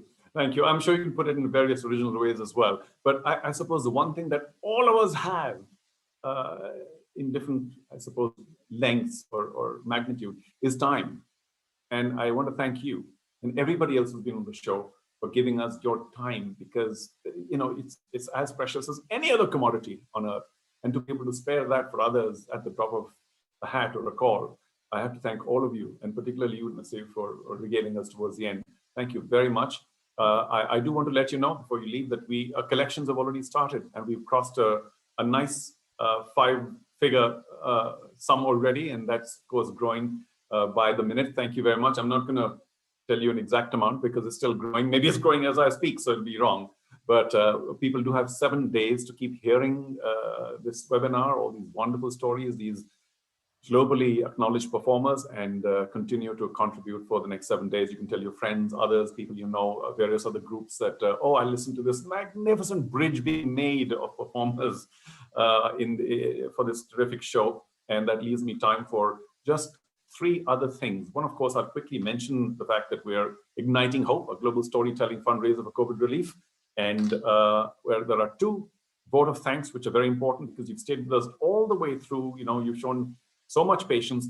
Please do be a little patient for the next 4 or 5 minutes. A couple of thank yous, very, very important, a couple of vote of thanks. And let me race through this because there's a final session, I'll let you know already. It's a short meditation brought to us by Dr. Vayu Naidu, and that's what we end with. So please don't go away. It's a sort of, end piece, as it were. So to begin with, may I please once again call the Chief Executive Officer of Mumbai First for a vote of thanks, Dr. Neville Mehta. Thank you, Charu. What a lovely evening, ladies and gentlemen. I think this is a lovely Saturday evening well spent. And I must take this opportunity on behalf of Mumbai First to thank the stellar performers, that is Mehek Mirza Prabhu, Valentina Trivedi, Shirin Saif, Rishikesh Khannan, Diane Ferlat, Lalit Prabhakar, Dr. Vayu Naidu, and one and only Nasruddin Shah. Ladies and gentlemen, wherever you are, However, where you're seated, please give them an ovation. Give them a lovely roar and make them feel that we really enjoyed the evening and you really made a difference. I must not forget the musical performance by the young lady Avanti Nagral, multi-talented. I must also thank Lara Datta for her special endorsement and coming, though recorded, but coming with feelings and asking people to come and give. I must also take this opportunity to thank Mumbai Storytellers Society, headed by Usha Venkatraman, Shalini Bajaj Surve, Hema Subramaniam, of course, and Mr. Venkatraman, that is Mrs. Usha Venkatraman's husband. And he played also a very important role in this whole thing coming together. I must also take the liberty to thank Teamwork Arts, Minal, Revati, and Ravina, Book a Smile, Farzana, Danim, and Sherin, Book My Show, Reshu, Lions Clubs International, Varsha Vora, Tantra, our tech person, especially Sanat, and I must compliment Sanat because she was the lady who kept changing things left, right, center, right up this morning. She kept her patience and we kept asking for more. And thank you, Sana, for our job well done. I must thank Apnalaya, Arun, Ninad, Pratima, and Purnima, and of course, Ra Foundation, Sarika, and Sonia. You're doing a great job. We need more people like you, and we need people like you to make a difference where it's needed most. So thank you for doing such a great job. I must also thank the Give India team for allowing us and providing this platform to give.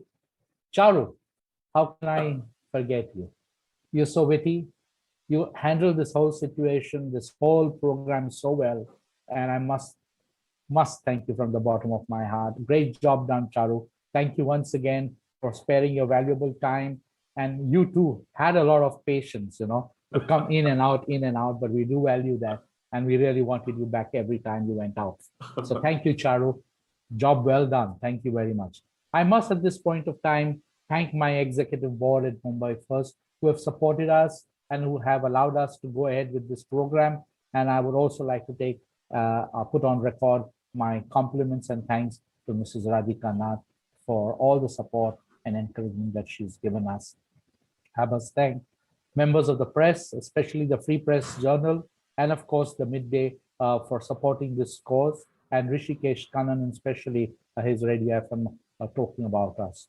I must also thank, most importantly, the participants, all of you ladies and gentlemen who are here, who are enjoying and giving. And that's the moral of the story. Thank you once again for joining us. Thank you for participating. I cannot forget my team. That's the Mumbai First team, headed by Aishwarya Lakshman, who must have had these last 15 days, sleepless nights, as I would say. She did an excellent job. Thank you, Aishwarya. You've done a great job. And she was well supported by Ashwini, Deepak, Jennifer, and Sontake. Ladies and gentlemen, be safe. Have a lovely evening. Have a lovely weekend.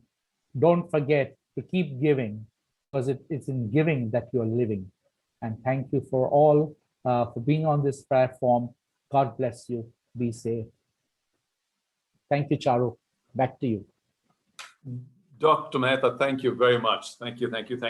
I don't quite know all the rest of the star cast here, but because I got pulled into this, and I must quickly, you thank her again, because did I enjoy myself? I had a wonderful time. I mean, we can go on and on and on, but of course I might get one for being a little late tonight. So, I think we gotta end soon enough. But I do want to thank Radhika Nath for pulling me into this very willingly. I mean, my shoulder's hurting, my arm's hurting when you twisted it, but no, I had a great time. And I've got to thank your sister, Radhika, for allowing me to do this, Anuja, my wife. So, thank you. And Aishwarya for holding her hand, and Charmi for holding the tech team together from Tantra. Okay, one very important set of different thank yous must come from the lady who has ensured that all of us have had a great time today, the Mumbai Storytellers Society. We have Mrs. Usha Venkatraman here with us, and I'm sure that she would, hey, Usha, thank you so much. I mean, this was fabulously curated. I'm delighted to have been a part of this. Normally, like I said, it's only sport, but I mean, sport's a story too, and these are wonderful stories. I think you've spoilt me a bit. And I want it again and again and again as we go along. But I'm going to, just before the meditation, can I please request Mrs. Venkatraman to also give us a vote of thanks, particularly to the artists that she put together, the performance.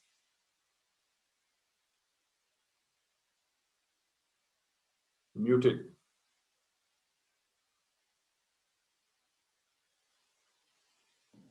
Sorry. Thank you, everybody. Thank you to all the listeners. Good evening.